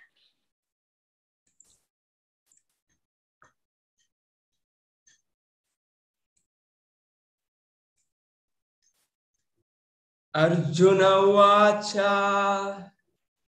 किं तद् ब्रह्म किमध्यात्मं किं कर्म पुरुषोत्तमा अधिभूतं च किं प्रोक्ताम् अधिदैवं किमुच्यते अधियज्ञं कथं कोत्र देहेऽस्मिन् मधुसूदन प्रयाणकाले च कथं ज्ञेयोऽसि नियतातभिः। श्री भगवानुवाच अक्षरं ब्रह्म परमं स्वभावोऽध्यात्ममुच्यते भूतभावोद्भवकरो निसर्गकर्म संहितः अधिभूतं शरो भावं पुरुषश्चाधिदैवतम् अधियज्ञोऽहमेवात्र देहे देहभृतां वरा अंतकाले च मामेव स्मरन् मुक्त्या कलेवरं यप्रयाति समद्भावं याति नस्तत्र संशयः यं यं वापि स्मरन् भावं तजन्त्यन्ते कलेवरं तं तमेवति कौन्तेय सदा तद्भावभावितः। तस्मात् सर्वेषु कालेषु मामनुस्मरन् युध्य च मय्यर्पितमनो बुद्धिः मामेव शस्य संशयः अभ्यासयोगयुक्तेन चेतसन्नान्यगामिना परमं पुरुषं दिव्यं याति पार्थानुचिन्तयम् कविं पुराणामनुशीतराम् अनोरणीयां स्मनुस्मरेद्यः सर्वस्य दातामचिन्त्य रूपम् आदित्यवर्णं तमसः परस्तात् प्रयाणकाले मनसा चलेन भक्तयुक्तो योगबलेन चैव भ्रुवोर्मध्ये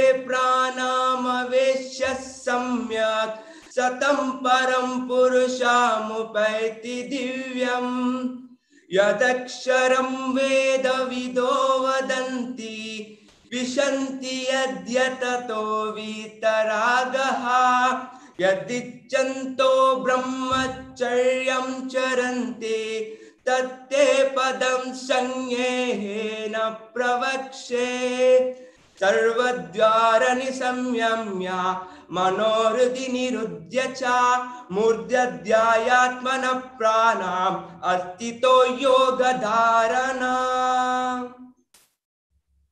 ओम इत्याक्षरं ब्रह्मा व्यवहरन् मनुस्मरन् यप्रयाति जडं देहं स याति परमां गतिम् अनन्यचेता सततं यो मां स्मरति नित्यशः तस्याहं सुलभं पार्थ नित्ययुक्तस्व योगिना मामुपेत्य पुनर्जन्म दुःखालयमशाश्वतं नाप्नुवन्ति महात्मानः संसिद्धि परमां गतः अब्रह्म भुवनालोका पुनरावर्तिनो अर्जुन मामुपेत्य तु कौन्तेय पुनर्जन्म न विद्यते सहस्रयुगपर्यन्ता अहर्यद् ब्रह्मणो विदुः रात्रिं युगः सहस्राणां तेहोरात्रविदो जनः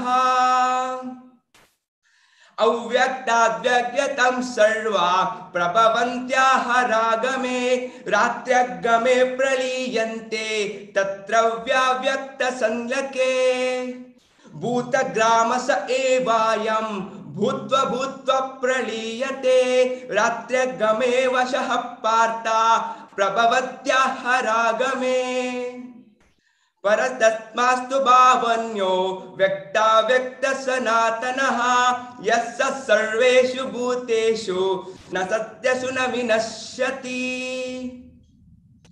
अव्यक्तोऽक्षर इत्युक्तम् अहं परमां गतिं यः प्रयाप्त न निवृत्तन्ते तद्धाम परमं मम पुरुषं स परमः पार्थ भक्त्या लभ्यस्तनन्यया यस्यान्तस्तानि भूतानि येन सर्वमिदं ततम् यत्र काले तनावृत्ति मा वृत्तिं चैव योगिनः प्रयता यान्ति तं कालं वक्ष्यामि भरतर्षभ अग्निज्योतिरहं शुक्लः सन्मास उत्तरायणां तत्र प्रयत गच्छन्ति ब्रह्म ब्रह्मविदो जनः धूमो रात्रिस्ततः कृष्णा दक्षिणायनां तत्र चान्द्रमसं ज्योति योगी प्राप्त्या निवर्तते शुक्ल कृष्णे गति हेते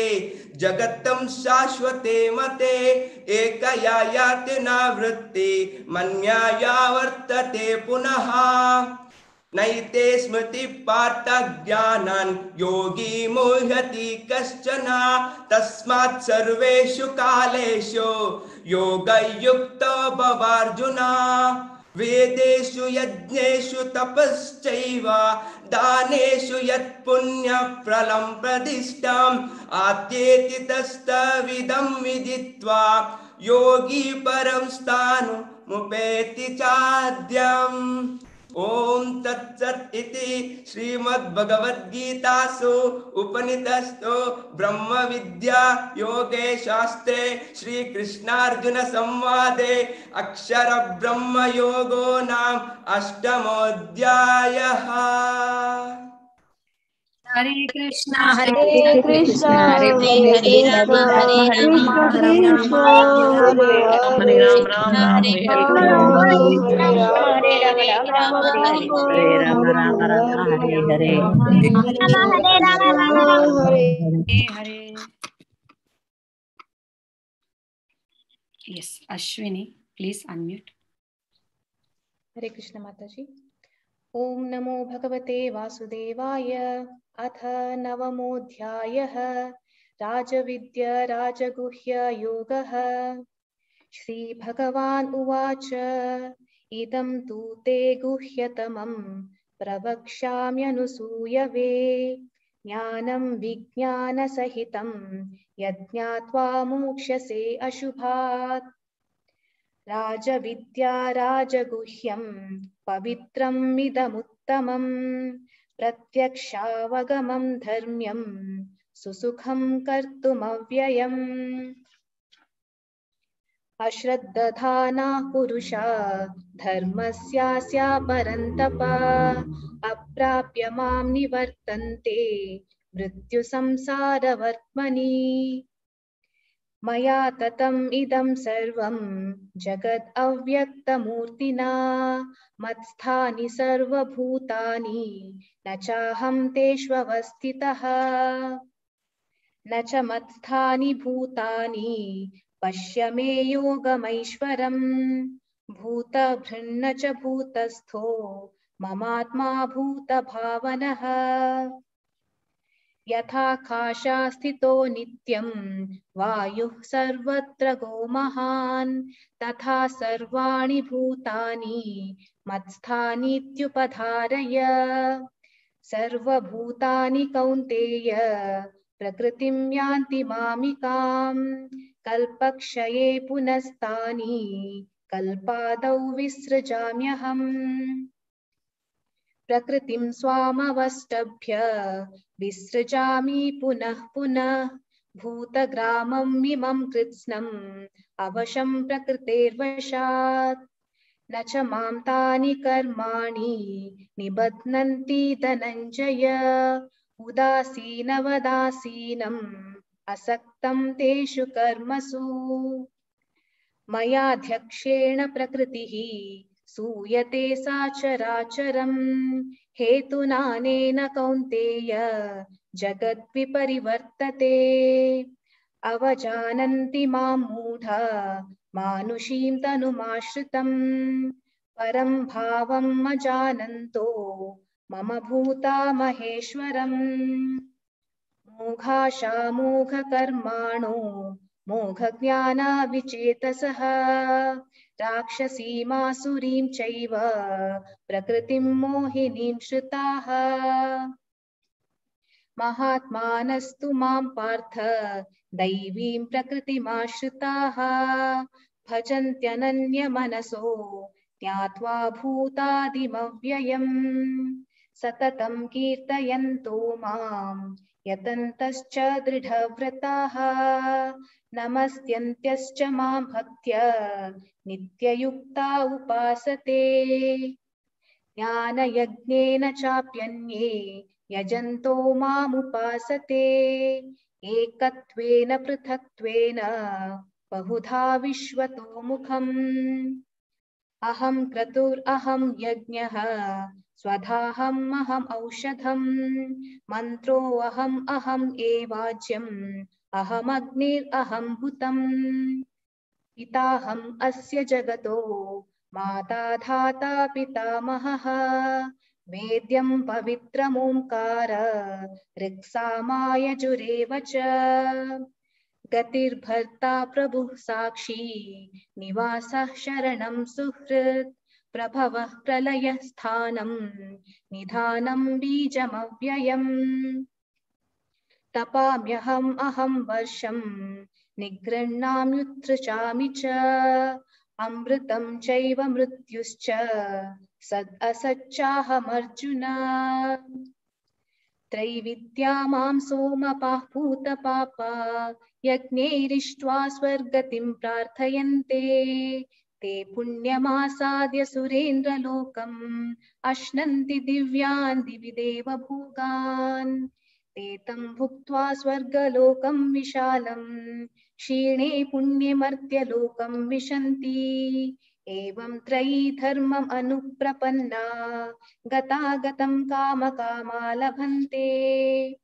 अनन्याश्चिन्तयन्तो मां ये जनाः पर्युपासते तेषां नित्याभियुक्तानां योगक्षेमं वहाम्यहम्।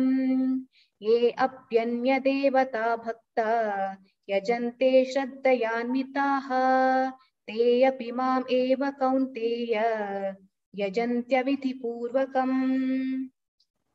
अहं हि सर्वयज्ञानां भोक्ता च प्रभुरेव च न तु माम् अभिजानन्ति तत्त्वेनाश्चैवन्ति ते।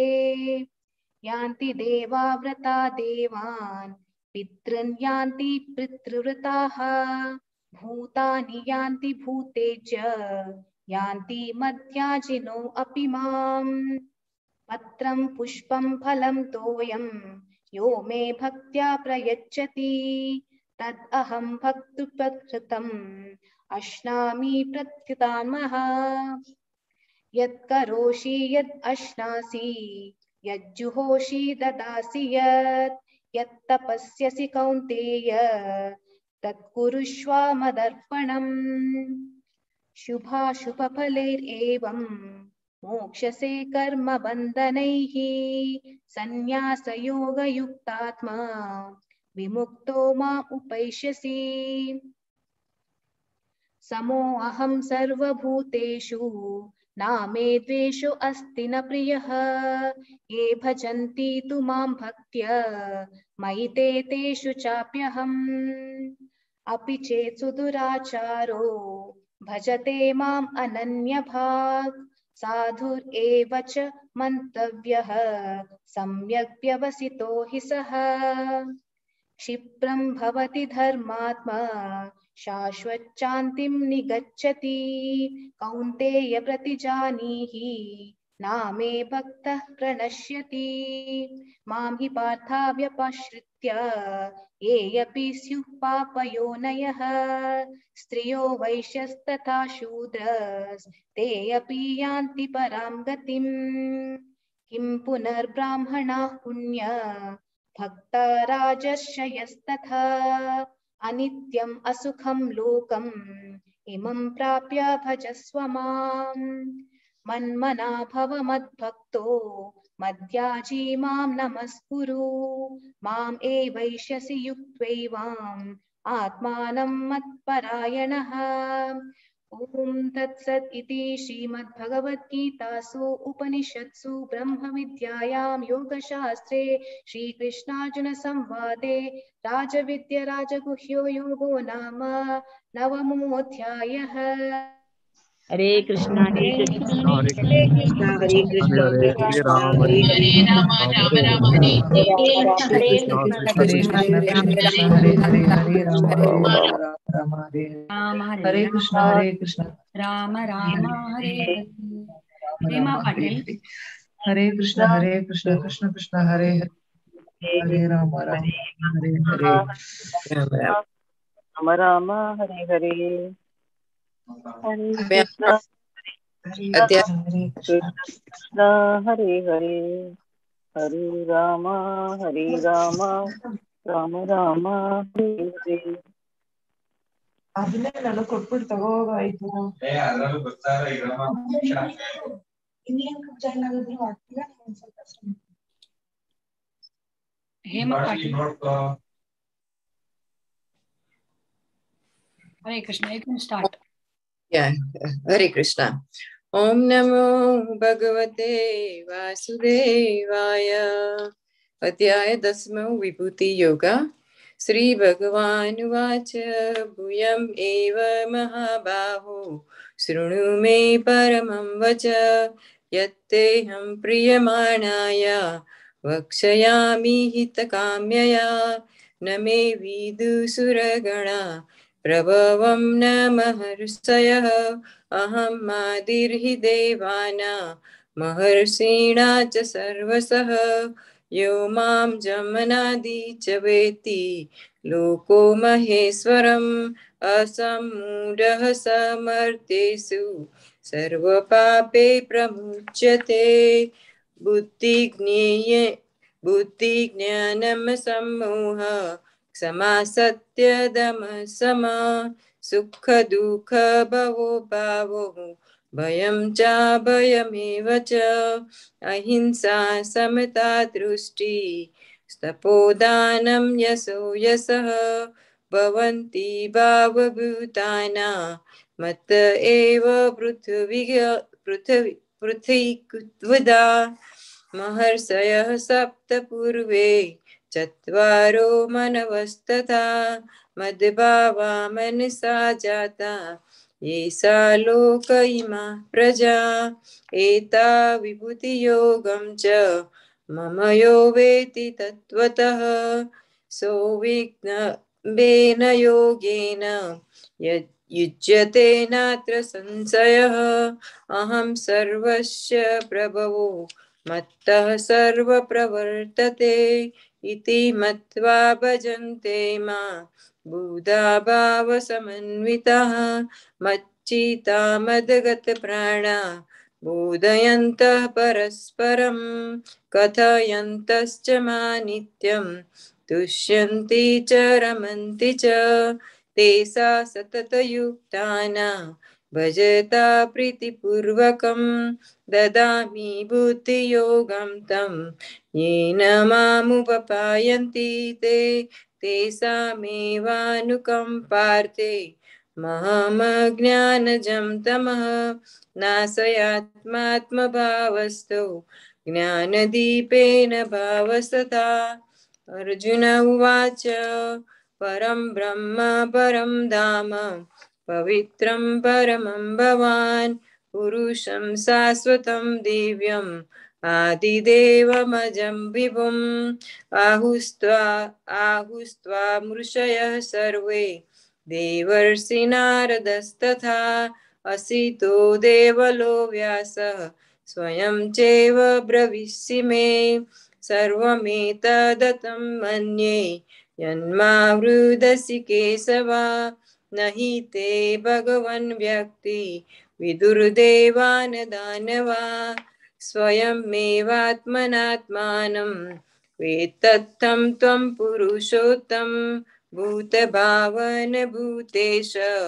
देवदेव जगत्पते वक्कृते महर्षयशेषेण दिव्यायात्मविभूतयः याभिर्विभूतिभिर्लोका निमास्त्वं प्राप्य तिष्ठति कथं विद्यामहं योगिं स्वा सदा परिचिन्तयन् केषु केषु च भासेषु भावेषु चिन्त्योषि भगवन्मया विस्तरेणात्मनो योगं विभूतिं च जनार्दन भूय कथय तृप्तिः शृणतो नास्ति मे मृतम् श्रीभगवानुवाच हन्ते कथयिष्यामि दिव्यायात्मविभूतयः प्राधान्यतः कुरु श्रेष्ठ नास्तयन्तो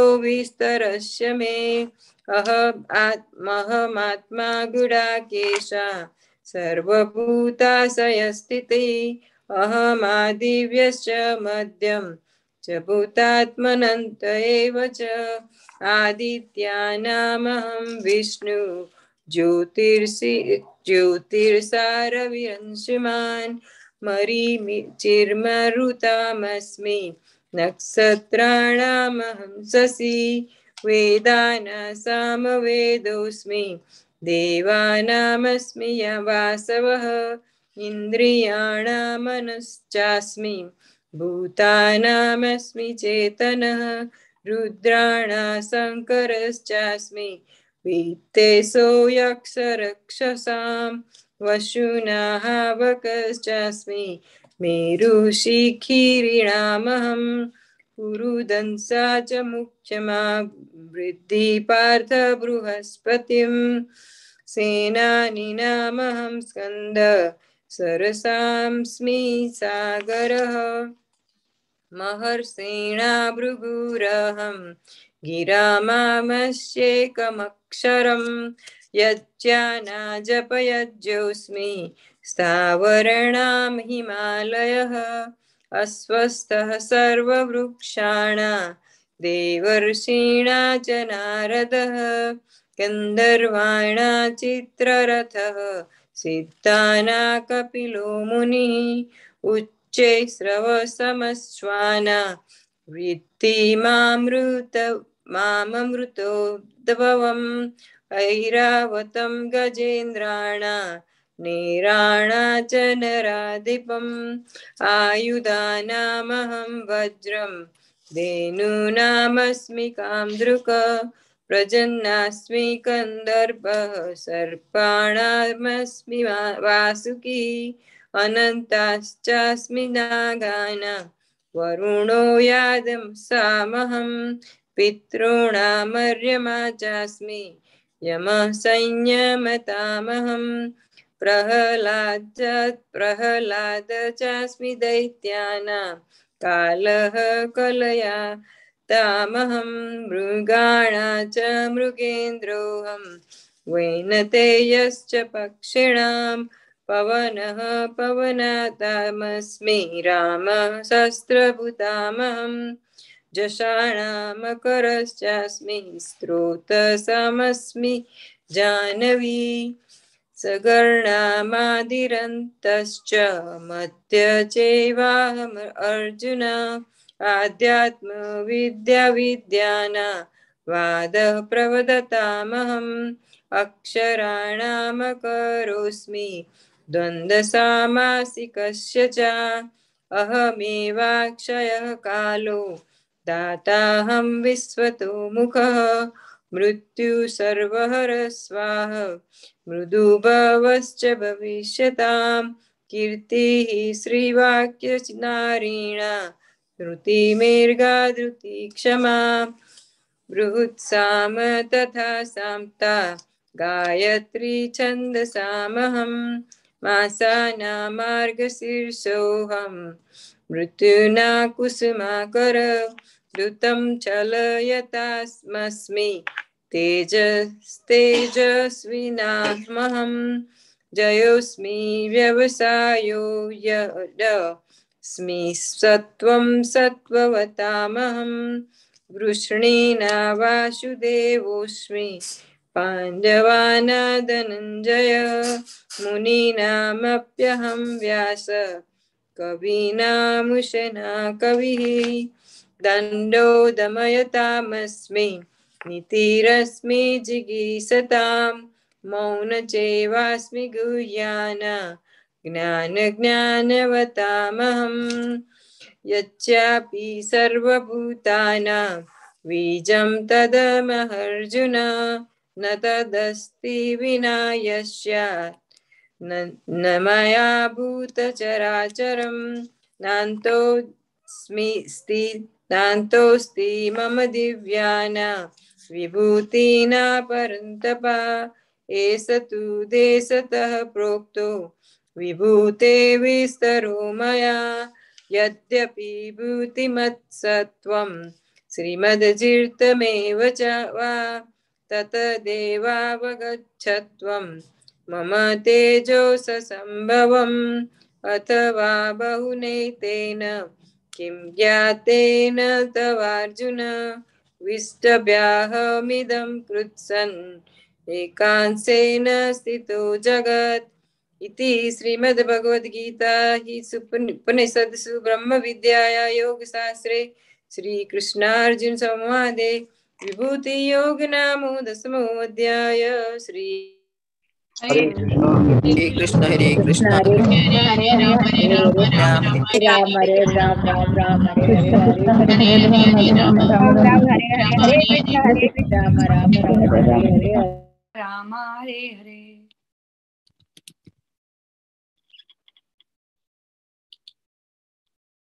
Yes, Yashaswini. Am I audible, Mataji? Yes, yes. ओम नमो कृष्ण परमात्मने नमः. अथ एकादशोऽध्यायः विश्वरूपदर्शन योगः.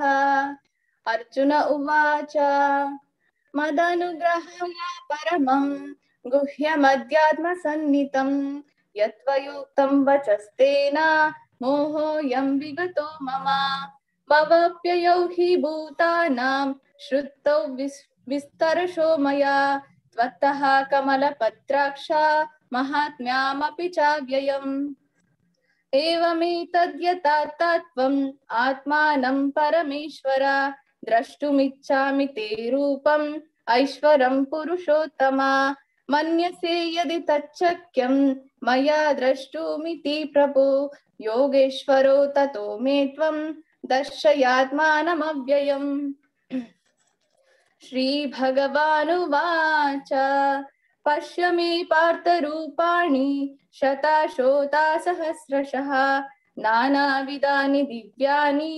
नानावर्णाकृतीनि च पश्यदित्यान् वसून् रुद्रान् अश्विनौ मरुतस्तथा बहून्यादृष्टपूर्वाणि पश्यश्चर्याणि भारत इहैकस्तं जगत्कृत्स्नं पश्चाद्या सचराचरं मम देहे गुडाकेश यच्चान्यद् द्रष्टुमिच्छसि न तु मां शक्यसे द्रष्टुम् अनेनैव स्वचक्षुषा दिव्यं ददामि ते चक्षुः पश्य मे योगमैश्वरम् संजय उवाच एवमुक्त्वा ततो राजन् महायोगेश्वरो हरिः दर्शयामास पार्थाय परमं रूपमैश्वरम् अनेकवक्त्रानयनम् अनेकाद्भुतदर्शनम् अनेकदिव्याभरणम् दिव्यानेकोद्यतायुधम् दिव्यमालाम्बरधरम् दिव्यगन्धानुलेपनम् सर्वाश्चर्यामयं देवम् अनन्तं विश्वतोमुखम् दिवि सूर्यसहस्रस्य भवेद्युगापदुत्थिता यदि बाहा सदृशी सा स्यात् वासस्तस्या महात्मनः तत्रैकस्तं जगत्कृत्स्नं प्रविभक्तामनेकदा अपश्यादेव देवस्य शरीरे पाण्डवस्तदा तथा सा विस्मयाविष्टो हृष्टरोमा धनञ्जयः प्रणम्य शिरसा देवं कृताञ्जलिरभाषत अर्जुन उवाच पश्यामि देवांस्तव देवदेहे सर्वांस्तथा भूतविशेषसङ्गान् ब्रह्माण्डमीशं कमलासनस्थं ऋषींश सर्वानुरुगांश दिव्यान् अनेकबाहूधरवक्त्रनेत्रं पश्यामि त्वां सर्वतोऽनन्तरूपं नान्तं न मध्यं न पुनस्तवादिं पश्यामि विश्वेश्वर विश्वरूपा किरीटिनं गादिनं चक्रिणं च तेजो राशिं सर्वतो दीप्तिमन्तं पश्यामि त्वां दुर्निरीक्षां समन्तात् दीप्तानलर्क्यादुतिमप्रमेयम् त्वमक्षरं परमं वेदितव्यं त्वमस्य विश्वस्य परं निधानं त्वमव्ययः शाश्वता धर्मगुप्ता सनातनस्त्वं पुरुषो मतो मे अनादिमद्यन्तमनन्तवीर्यम् अनन्तबाहुं शशिसूर्यनेत्रं पश्यामि त्वं दीप्तहुताशवक्त्रं स्वतेजसा विश्वमिदं तपन्तं द्यावा पृथिव्योरिदमन्तरं हि व्याप्तं त्वैकेन दिशश्च सर्वः दृष्ट्वाद्भुतं रूपमुग्रं तवेदं लोकत्रयं प्रव्यतितं महात्मन् अमीहि त्वां सूरसङ्गा विशन्ति केचित् भीतः प्राञ्जलयो गृह्णन्ति स्वस्तीत्युक्त्वा महर्षि सिद्धसङ्गः स्तुवन्ति त्वां स्तुतिभिः पुष्कलाभिः रुद्रादित्या वासवो ये च साध्या विश्वेश्विनो मारुतश्चोष्मपाश्च गन्धर्वयक्षासुरसिद्धसङ्गा वीक्षन्ति त्वां विस्मिताश्चैव सर्वे रूपं महत्ते बहुवक्त्रनेत्रं महाबाहो बाहुबाहुरपादं बहुदूरं बाहुदंशाकरालं दृष्ट्वा लोकः प्रव्यतितास्तताहम् नभास्पृशं दीप्तमनेकवर्णं व्याताननं दीप्तविशालनेत्रं दृष्ट्वा हि त्वं प्रव्यथितान्तरात्मा धृतिं न विन्दामि शमं च विष्णु।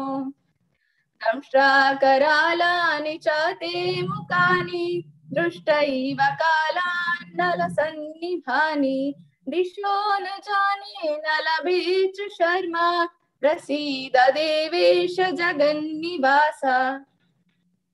अमी च त्वां धृतराष्ट्रस्य पुत्रः सर्वे सहैवावनिपालसङ्गैः भीष्मो द्रोणः सूतपुत्रस्तथासौ सहस्मदीयैरपि योधमुख्यैः वक्त्राणि ते त्वरमाणा विशन्ति दंशाकरालानि भयानकानि केचित् विलग्ना दशिनान्तरेषु सन्दृश्यन्ते चूर्णितैरुत्तमाङ्गैः यथा नदीनां बहवोऽम्बुवेगः समुद्रमेवाभिमुखा द्रवन्ति तथा तवामि नरलोकवीरा विशन्ति वक्त्राण्यभिविज्वलन्ति यथा प्रदीप्तं ज्वलनं पतङ्गा विशन्ति नाशाय समृद्धवेगः तथैव नाशाय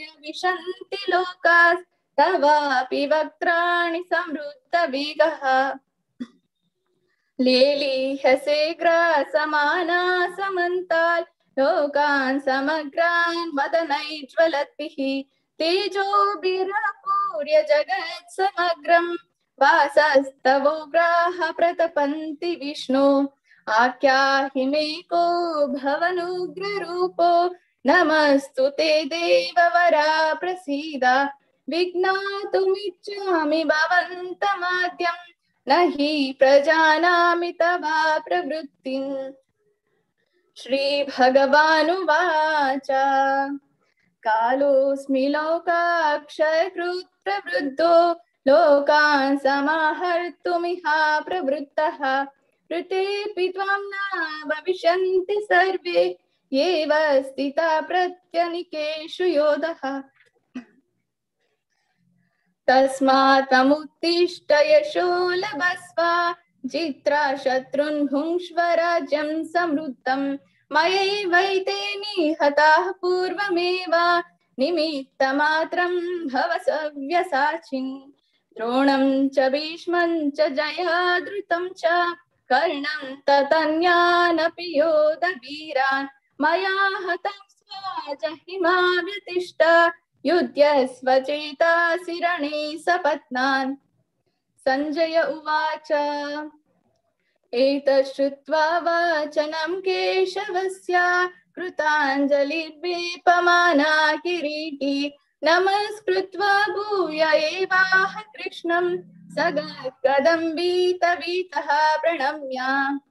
अर्जुन उवाच स्थाने ऋषिकेश तव प्रकीर्त्या जगत् प्रहृष्यत्यनुरुध्यते च रक्षांसि भीतानि दिशो द्रवन्ति सर्वे नमस्यन्ति चासिद्धसङ्गः कस्माच्च तेन नमरेन्महात्मन् गरीयसे ब्रह्मणोऽप्यादिकर्त्रे अनन्तदेवेश जगन्निवास त्वमक्षरं सदसत्तः परं यत् त्वमादिदेवा पुरुषा पुराणस्त्वमस्य विश्वस्य परं निदानम् वेत्तासि वेद्यं च परं च धाम त्वया ततं विश्वमनन्तरूपा वायुर्यमोऽग्निर्वर्णः प्रजापतिस्त्वं प्रपितामहश्च नमो नमस्ते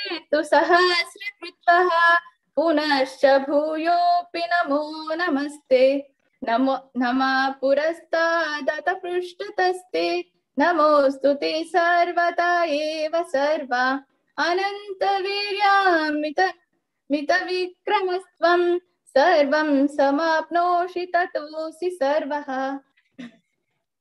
सखेति मत्वा प्रसवं यदुक्तं हे कृष्ण हे यादव हे सखेति अजानता महिमानन्तवेदम् मया प्रमादात् प्रणयेन वापि यच्चावः सार्थमसत्कृतोऽसि विहारशय्यासनभोजनेषु एको तवाप्यच्युता तत्समक्षम् तत्क्षामये त्वामहमप्रमेयम् पितासि लोकस्य चराचरस्य त्वमस्य पूज्यश्च गुरुर्गरीयान् नात्वत्समोऽस्त्याभ्यधिका कुतोऽन्यो लोकत्रयेऽप्या प्रतिमा प्रभाव तस्मात् प्रणम्य प्रणिधाय कायं प्रसादये त्वामहमीश वीर्यम् पितेव पुत्रस्य सखेव सख्युः प्रियाः प्रिययार्हसि देव सोढुम् अदृष्टपूर्वं हृषितोऽस्मि दृष्ट्वा भयेन च प्रव्यथितं मनो मे तदेव मे दर्शया देवरूपं प्रसीद देवेश जगन्निवास किरीटिनं गादिनं चक्रहस्तम् इच्छामि त्वां द्रष्टुमहं तथैव तेनैव रूपेण चतुर्भुजेन सहस्रबाहो भव विश्वमूर्ते श्रीभगवानुवाच मया प्रसन्नेन तवार्जुनेदं रूपं परं दर्शितामात्मयोगात्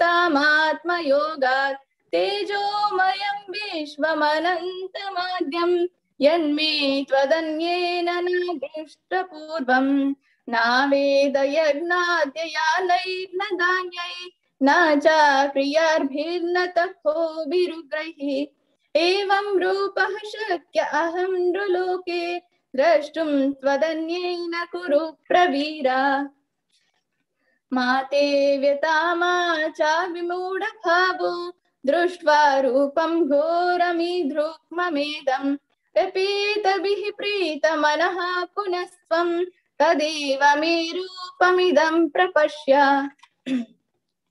संजय उवाच इत्यर्जुनं वासुदेवस्ततोक्त्वा स्वकं रूपं दर्शयामास भूयः आश्वासयामास च भीतमेनं भूत्वा पुनः सौम्य वपुर्महात्मा अर्जुन उवाच दृष्ट्वेदं मानुषं रूपं तव सौम्यं जनार्दन इदानीमस्मि संवृत्तः सचेताः प्रकृतिं गतः श्रीभगवानुवाच सुदुर्दर्शमिदं रूपं दृष्टवानसि यन्मम देव अप्यस्य रूपस्य नित्यं दर्शनकाङ्क्षणः नाहं वेदैर्न तपसा न दानेन न चेज्जया शक्य एवं विदो द्रष्टुं दृष्टवानसि मां यथा भक्त्यात्वानन्यया शक्या अहमेवां विदोऽर्जुन ज्ञातुं द्रष्टुं च तत्त्वेन प्रवेष्टुं च परन्तप मत्कर्मा कृन्मत्परमो मद्भक्तः सङ्गवर्जितः निर्वैरः सर्वभूतेषु यः सा मामेति पाण्डव ओम तत्सत् इति श्रीमद्भगवद्गीतासु उपनिषत्सु ब्रह्म विद्यायां योगशास्त्रे श्रीकृष्णार्जुन संवादे विश्वरूप दर्शन योगो नाम एकादशोऽध्यायः। हरे कृष्ण हरे राम राम राम हरे हरे राम राम राम हरे राम राम राम हरे Hare Krishna. Prema Nagesh, please raise your hand. There are 5 premas. I am not able to locate you.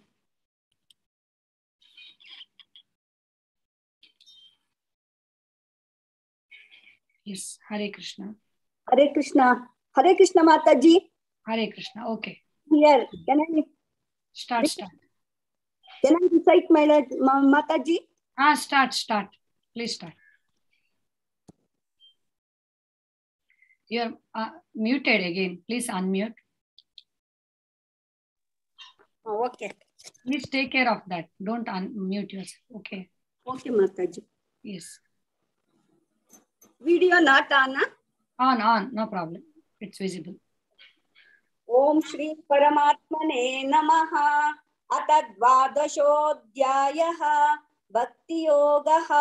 Arjuna उवाच एवं सततयुक्ताये भक्ता स्वां पर्युपासते ये चाप्यक्षरमव्यक्तं तेषां के योगवित्तमाः मय्यावेश्य मनो ये मां नित्ययुक्ता उपासते श्रद्धया परयोपेतास् तमे युक्ततमामताः एतक्षरमनिर्देशम् अव्यक्तं पर्युपासते सर्वत्र गमचिन्त्यं च कूटस्थमचलं ध्रुवम् सन्नियम्येन्द्रियं ग्रामं सर्वत्र समबुद्धयः ते प्राप्नुवन्ति मामेव सर्वभूतहिते रताः क्लेशोऽधिकतरस्तेषाम्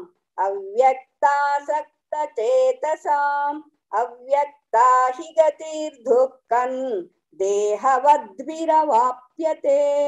ये तु सर्वाणि कर्माणि मयि सन्न्यस्य मत्पराः अनन्येनैव योगेन मां ध्यायन्त उपासते तेषामहं समद्धर्ता मृत्युसंसारसागरात् भवामि न चिपापार्थ मय्यावेशितचेतसां मय्येव मन आदस्त्वा मयि बुद्धिं निवेशय निवसिष्यसि मय्येव अत ऊर्ध्वन्न संशयः अत चित्तं समादातुं न शक्नोषि मयि स्थिरम् अभ्यासयोगेन ततो मामि चाप्नुं धनञ्जय अभ्यासेऽप्यसमर्थोऽसि मत्कर्म परमो भव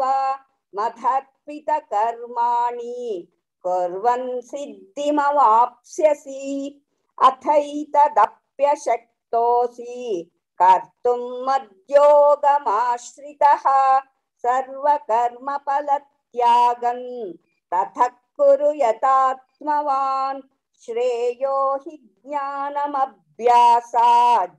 ज्ञानध्यानं विशिष्यते ध्यानात् कर्मफलत्यागश्चान्तिरनन्तरम् अद्वेष्टा सर्वभूतानां मैत्रः करुण एव च निर्ममो निरहङ्कारः समदुःखसुखक्षमी सन्तुष्टः सततं योगी यतात्मा दृढनिश्चयः मय्यर्पितमनो बुद्धिर्यो मद्भक्तः स मे प्रियः यस्मान्नो द्विजते लोको लोकान्नो द्विजते च यः हर्षामर्षभयोद्वेगैर्मुक्तो यः स च मे प्रियः अनपेक्षसुचिर्दक्षा उदासीनो गतव्यतः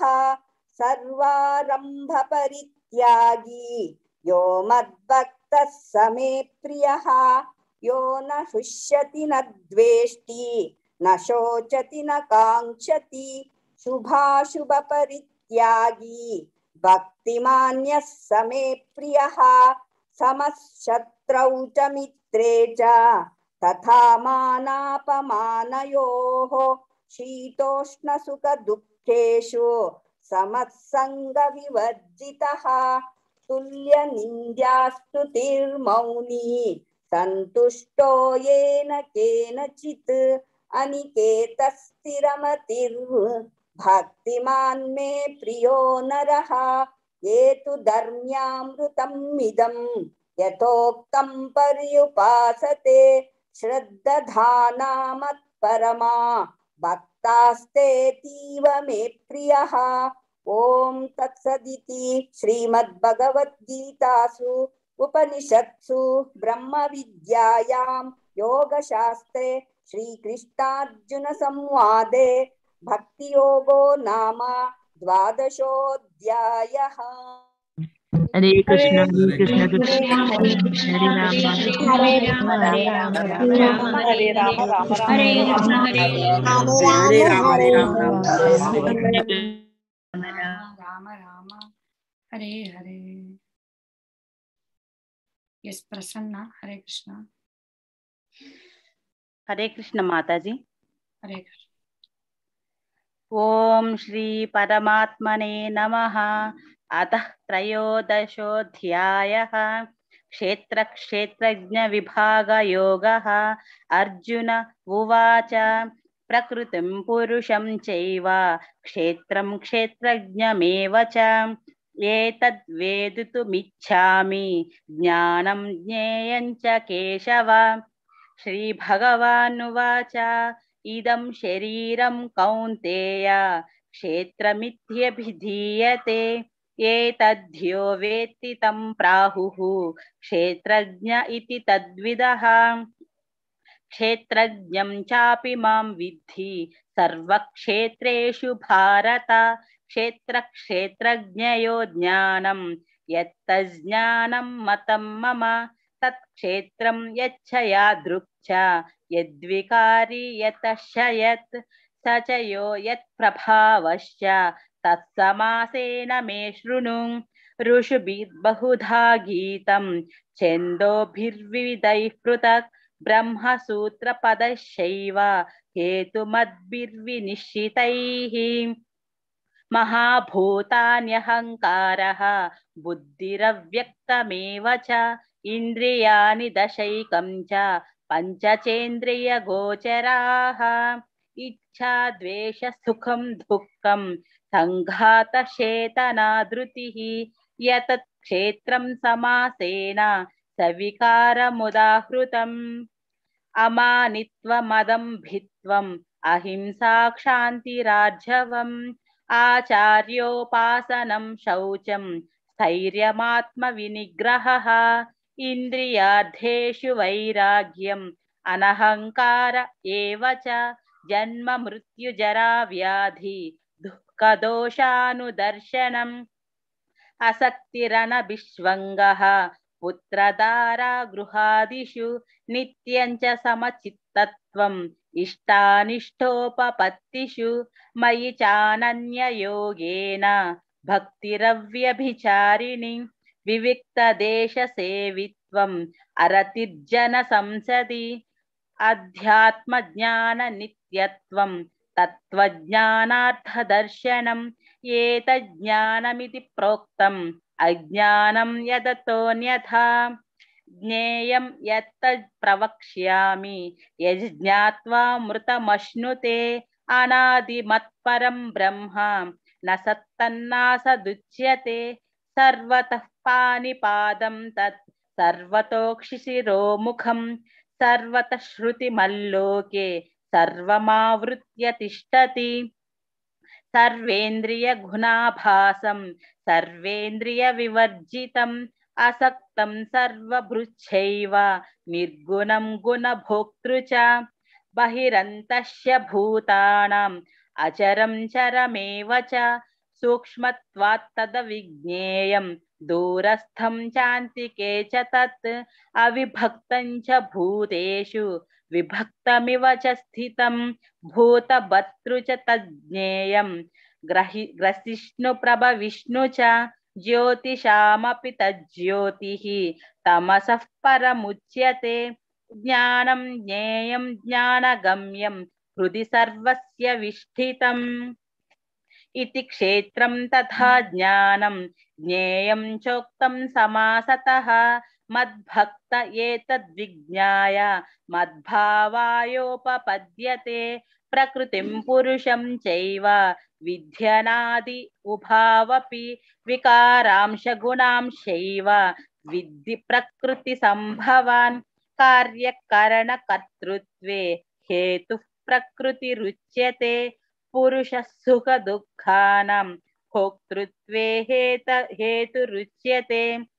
पुरुषः प्रकृतिस्थो हि भुङ्क्ते प्रकृतिज्ञान् गुणान् कारणं गुणसङ्गोऽस्य सदसद्योनिजन्मसु उपद्रष्टानुमन्ता च भर्ता भोक्ता महेश्वरः परमात्मेति चाप्युक्तः देहेऽस्मिन् पुरुषः परः य एवं वेत्ति पुरुषं प्रकृतिं च गुणैः सह सर्वथा वर्तमानोऽपि न स भूयोऽभिजायते ध्यानेनात्मनि पश्यन्ति केचिदात्मानमात्मनाम् अन्ये साङ्ख्येन योगेन कर्मयोगेन चापरे अन्ये त्वेवमजानन्तः श्रुत्वा नेभ्य उपासते तेऽपि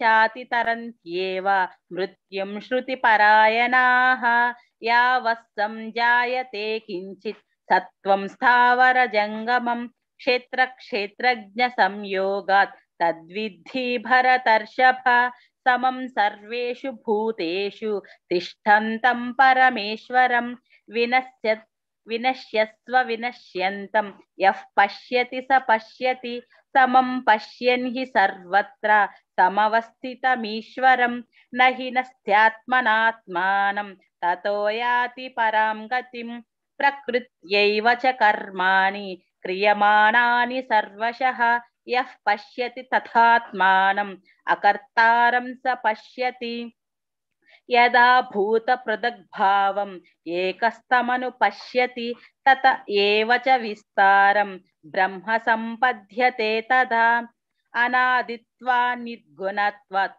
परमात्मायमव्ययः शरीरस्थोऽपि कौन्तेय न करोति न लिप्यते यथा सर्वगतं सौक्ष्मात् आकाशं नोपलिप्यते सर्वत्रावस्थितो देहे तथात्मानोपलिप्यते यथा प्रकाशयत्येकः कृत्स्नं लोकमिमं रविः क्षेत्रं क्षेत्री तथा कृत्स्नं प्रकाशयति भारत क्षेत्रक्षेत्रज्ञयोरेवम् अन्तरं ज्ञानचक्षुषा भूतप्रकृतिमोक्षं च ये विदुर्यान्ति ते परम् ओम तत्सदिति श्रीमद्भगवद्गीतासु उपनिषत्सु ब्रह्म विद्यायां योगशास्त्रे श्रीकृष्णार्जुन संवादे क्षेत्र क्षेत्रज्ञ विभागयोगो नाम त्रयोदशोऽध्याय।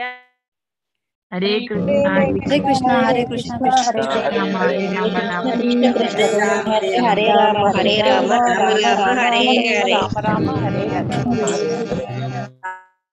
Hare Hare Hare. Yes, Amrita, please unmute. हरे कृष्ण माताजी। हरे कृष्ण। ओम श्री कृष्ण परब्रह्मणे नमः। श्रीमद्भगवद्गीता तदा चतुर्दशोऽध्यायः गुणत्रय विभागयोगः।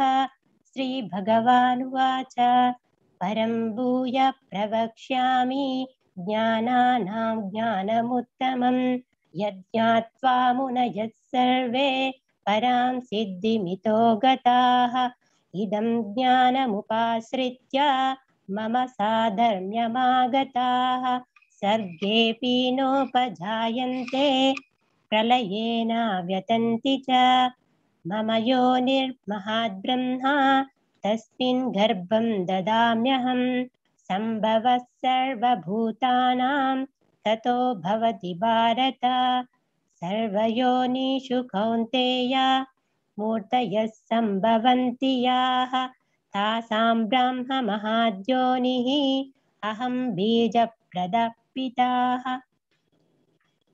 सत्त्वं रजस्तम इति गुणा प्रकृतिसम्भवाः निबध्नन्ति महाबाहो देहे देहिनमव्ययम् तत्र सत्त्वं निर्मलत्वात् प्रकाशमनामयम् सुखसङ्गेन बध्नाति ज्ञानसङ्गेन चानघ रजोरागात्मकं विद्धि तृष्णासङ्गसमुद्भवम् तन्निबध्नाति कौन्तेय कर्मसङ्गेन देहिनम् तमस्वज्ञानजं विद्धि मोहनं सर्वदेहिनां प्रमादालस्य निद्राभिः तन्निबध्नाति भारत सत्वं सुखे संजयति रजः कर्मणि भारत ज्ञानमावृत्य तु तमः प्रमादे संजयत्युत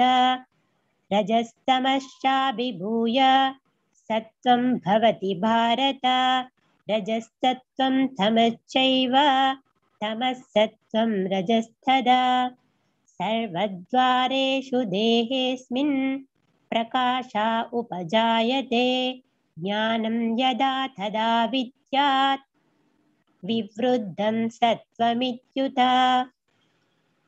लोभप्रवृत्तिरारम्भः कर्मणा मशमः स्पृहा रजस्येतानि जायन्ते विवृद्धे भरतर्षभ अप्रकाशो प्रवृत्तिश्च प्रमादो मोह एव च तमस्येतानि जायन्ते विवृद्धे कुरु नन्दन यदा सत्त्वे प्रवृद्धे तु प्रलयं याति देहभृत् तदोत्तमविदां लोकान् अमलान् प्रतिपद्यते रजसि प्रलयं गत्वा कर्मसङ्गिषु जायते तदा प्रलीनस्तमसि मूढयोनिषु जायते कर्मणः सुकृतस्याहुः सात्विकं निर्मलं फलं रजसस्तु फलं दुःखम् अज्ञानं तमसः फलं सत्प्राक् संजायते ज्ञानं रजसो लोभ एव च प्रमादमोहौ तमसः भवतो ज्ञानमेव च ऊर्ध्वं गच्छन्ति सत्त्वस्तः मध्ये तिष्ठन्ति राजसाः जगन्या गुणप्रवृत्तिस्ताः अधो गच्छन्ति तामसाः नान्यं गुणेभ्यः कर्तारं यदा द्रष्टानुपश्यति गुणेभ्यश्च परं वेत्ति मद्भावं सोऽधिगच्छति गुणानेतानतीत्यात्रीन् देहि देहा समुद्भवान् जन्म मृत्यु जरा दुःखैः विमुक्तो मृतमश्नुते अर्जुन उवाच कैर्लिङ्गैः स्त्रीन् गुणानेतान् अतीतो भवति प्रभो हिमाचारः कथं चैतान् स्त्रीन् गुणानतिवर्तते श्रीभगवानुवाच प्रकाशं च प्रवृत्तिं च मोहमेव च पाण्डव न द्वेष्टि सम्प्रवृत्तानि न निवृत्तानि काङ्क्षति उदासीनवदासीनः गुणैर्यो न विचाल्यते गुणा वर्तन्त इत्येव योऽवतिष्ठति नेङ्गते समदुःखा सुखस्वस्थः समलोष्टाश्मकाञ्चनः तुल्यप्रिया प्रियो धीरः तुल्यनिन्दात्मसंस्तुतिः मानावमानयोस्तुल्यः तुल्यो मित्रारिपक्षयः सर्वारम्भपरित्यागी गुणातीतः स उच्यते मां च यो व्यभिचारेण भक्तियोगेन सेवते स गुणान् समतीत्यात्तान् ब्रह्मभूयाय कल्पते ब्रह्मणो हि प्रतिष्ठाहम् अमृतस्याव्यसस्य च शाश्वतस्य च धर्मस्य सुखस्यैकान्तिकस्य च हरिः ओं तत्सत् इति श्रीमद्भगवद्गीतासु उपनिषत्सु ब्रह्मविद्यायां योगशास्त्रे श्रीकृष्णार्जुनसंवादे गुणत्रयविभागयोगो नाम चतुर्दशोऽध्यायः। हरे कृष्ण हरे कृष्ण हरे हरे कृष्ण कृष्ण हरे हरे कृष्ण हरे कृष्ण हरे कृष्ण राम हरे हरे कृष्ण हरे कृष्ण हरे हरे राम राम राम हरे हरे राम राम हरे हरे हरे कृष्ण राम हरे राम राम हरे हरे हरे हरे राम हरे राम राम राम राम हरे राम हरे हरे हरे हरे कृष्ण कृष्ण कृष्ण कृष्ण कृष्ण हरे हरे हरे राम हरे राम राम।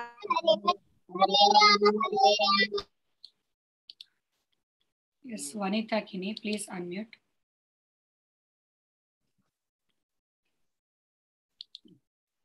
Start. ॐ नमो भगवते वासुदेवाय। अथ पञ्चदशोऽध्यायः। पुरुषोत्तमयोगः। ऊर्ध्वमूलमधः शाखम् अश्वत्थं प्राहुरव्ययम्। छन्दांसि यस्य पर्णानि यस्तं वेद स वेदवित्। अधश्चोत्वं पुरस्कृतास्तस्य शाखा गुणप्रवृद्धा विषयप्रवालाः। अधश्च मूला न्यनुसन्ततानि कर्मानुबन्धीनि मनुष्यलोके न रूपमत्सेह ततोपद्यते। नान्तो न चादिर्न च सम्प्रतिष्ठा। अश्वत्थमेनं सुविरूढमूलम् असङ्गशस्त्रेण दृढेन चित्वा ततः पदं तत्परिमार्गितव्यम्। तस्मिन् गता न निवर्तन्ति भूयः। तमेव चाद्यं पुरुषं प्रपद्ये यतः प्रवृत्ति प्रसृता पुराणी। निर्माणमोहा जितसङ्गदोषा अध्यात्मनित्या विनिवृत्तकामाः। द्वन्द्वैर्विमुक्ताः सुखदुःखसंज्ञैर्गच्छन्त्यमूढाः पदमव्ययं तत्। न तद्भासयते सूर्यो न शशाङ्को न पावकः। यद्गत्वा न निवर्तन्ते तद्धाम परमं नो मम। ममैवांशो जीवलोके जीवभूतः सनातनः। मनःषष्ठानीन्द्रियाणि प्रकृतिस्थानि कर्षति। शरीरं यदवाप्नोति यच्चापुत्क्रामतीश्वरः। गृहीत्वैतानि संयाति वायुर्गन्धानि वाशयात्। श्रोत्रं च चक्षुषं स्पर्शनं च रसनं घ्राणमेव च। अधिष्ठाय मनश्चायं विषयानुपसेवते। उत्क्रामन्तं स्थितं वापि भुञ्जानं वा गुणात्मितं। विमूढानानुपश्यन्ति पश्यन्ति ज्ञानचक्षुषः। यतन्तो योगिनश्चैनं यतन् पश्यन्त्यात्मन्यवस्थितं। यतन्तो प्रकृतात्मानो नैनं पश्यन्त्यचेतसः। यदादित्यगतं तेजो जगद्भासयतेऽखिलं। यच्चन्द्रमसि यच्चाग्नौ तत्तेजो विद्धि मामकं। गामाविश्य च भूतानि धारयाम्यहमोजसा। पुष्णामि चौषधि सर्वाः सोमो भूत्वा रसात्मकः। अहं वैश्वानरो भूत्वा प्राणिनां देहमाश्रितः। प्राणापानसमायुक्तः पचामन्यं चतुर्विधम्। सर्वस्य चाहं हृदि सन्निविष्टो मत्तः स्मृतिर्ज्ञानम् मपोहनं च। वेदैश्च सर्वैरहमेव वेद्यो वेदान्तकृद्वेद विदेव चाहं। द्वाविमौ पुरुषौ लोके क्षराश्चाक्षर एव च। क्षरः सर्वाणि भूतानि कूटस्थोऽक्षर उच्यते। उत्तम पुरुषस्त्वन्यः परमात्मेत्युदाहृतः। यो लोकत्रयमाविश्य बिभर्त्यव्यय ईश्वरः। यस्मात्क्षरमतीतोऽहम् अक्षरादपि चोत्तमः। अतोऽस्मि लोके वेदे च प्रतितः पुरुषोत्तमः। यो मामेवमसम्मूढो जानाति पुरुषोत्तमं स सर्वविद् भजति मां सर्वभावेन भारत। इति गुह्यतमं शास्त्रम् इदमुक्तं मया नघ। एतद् बुद्ध्वा बुद्धिमान् स्यात् कृतकृत्यश्च भारत। ओम तत्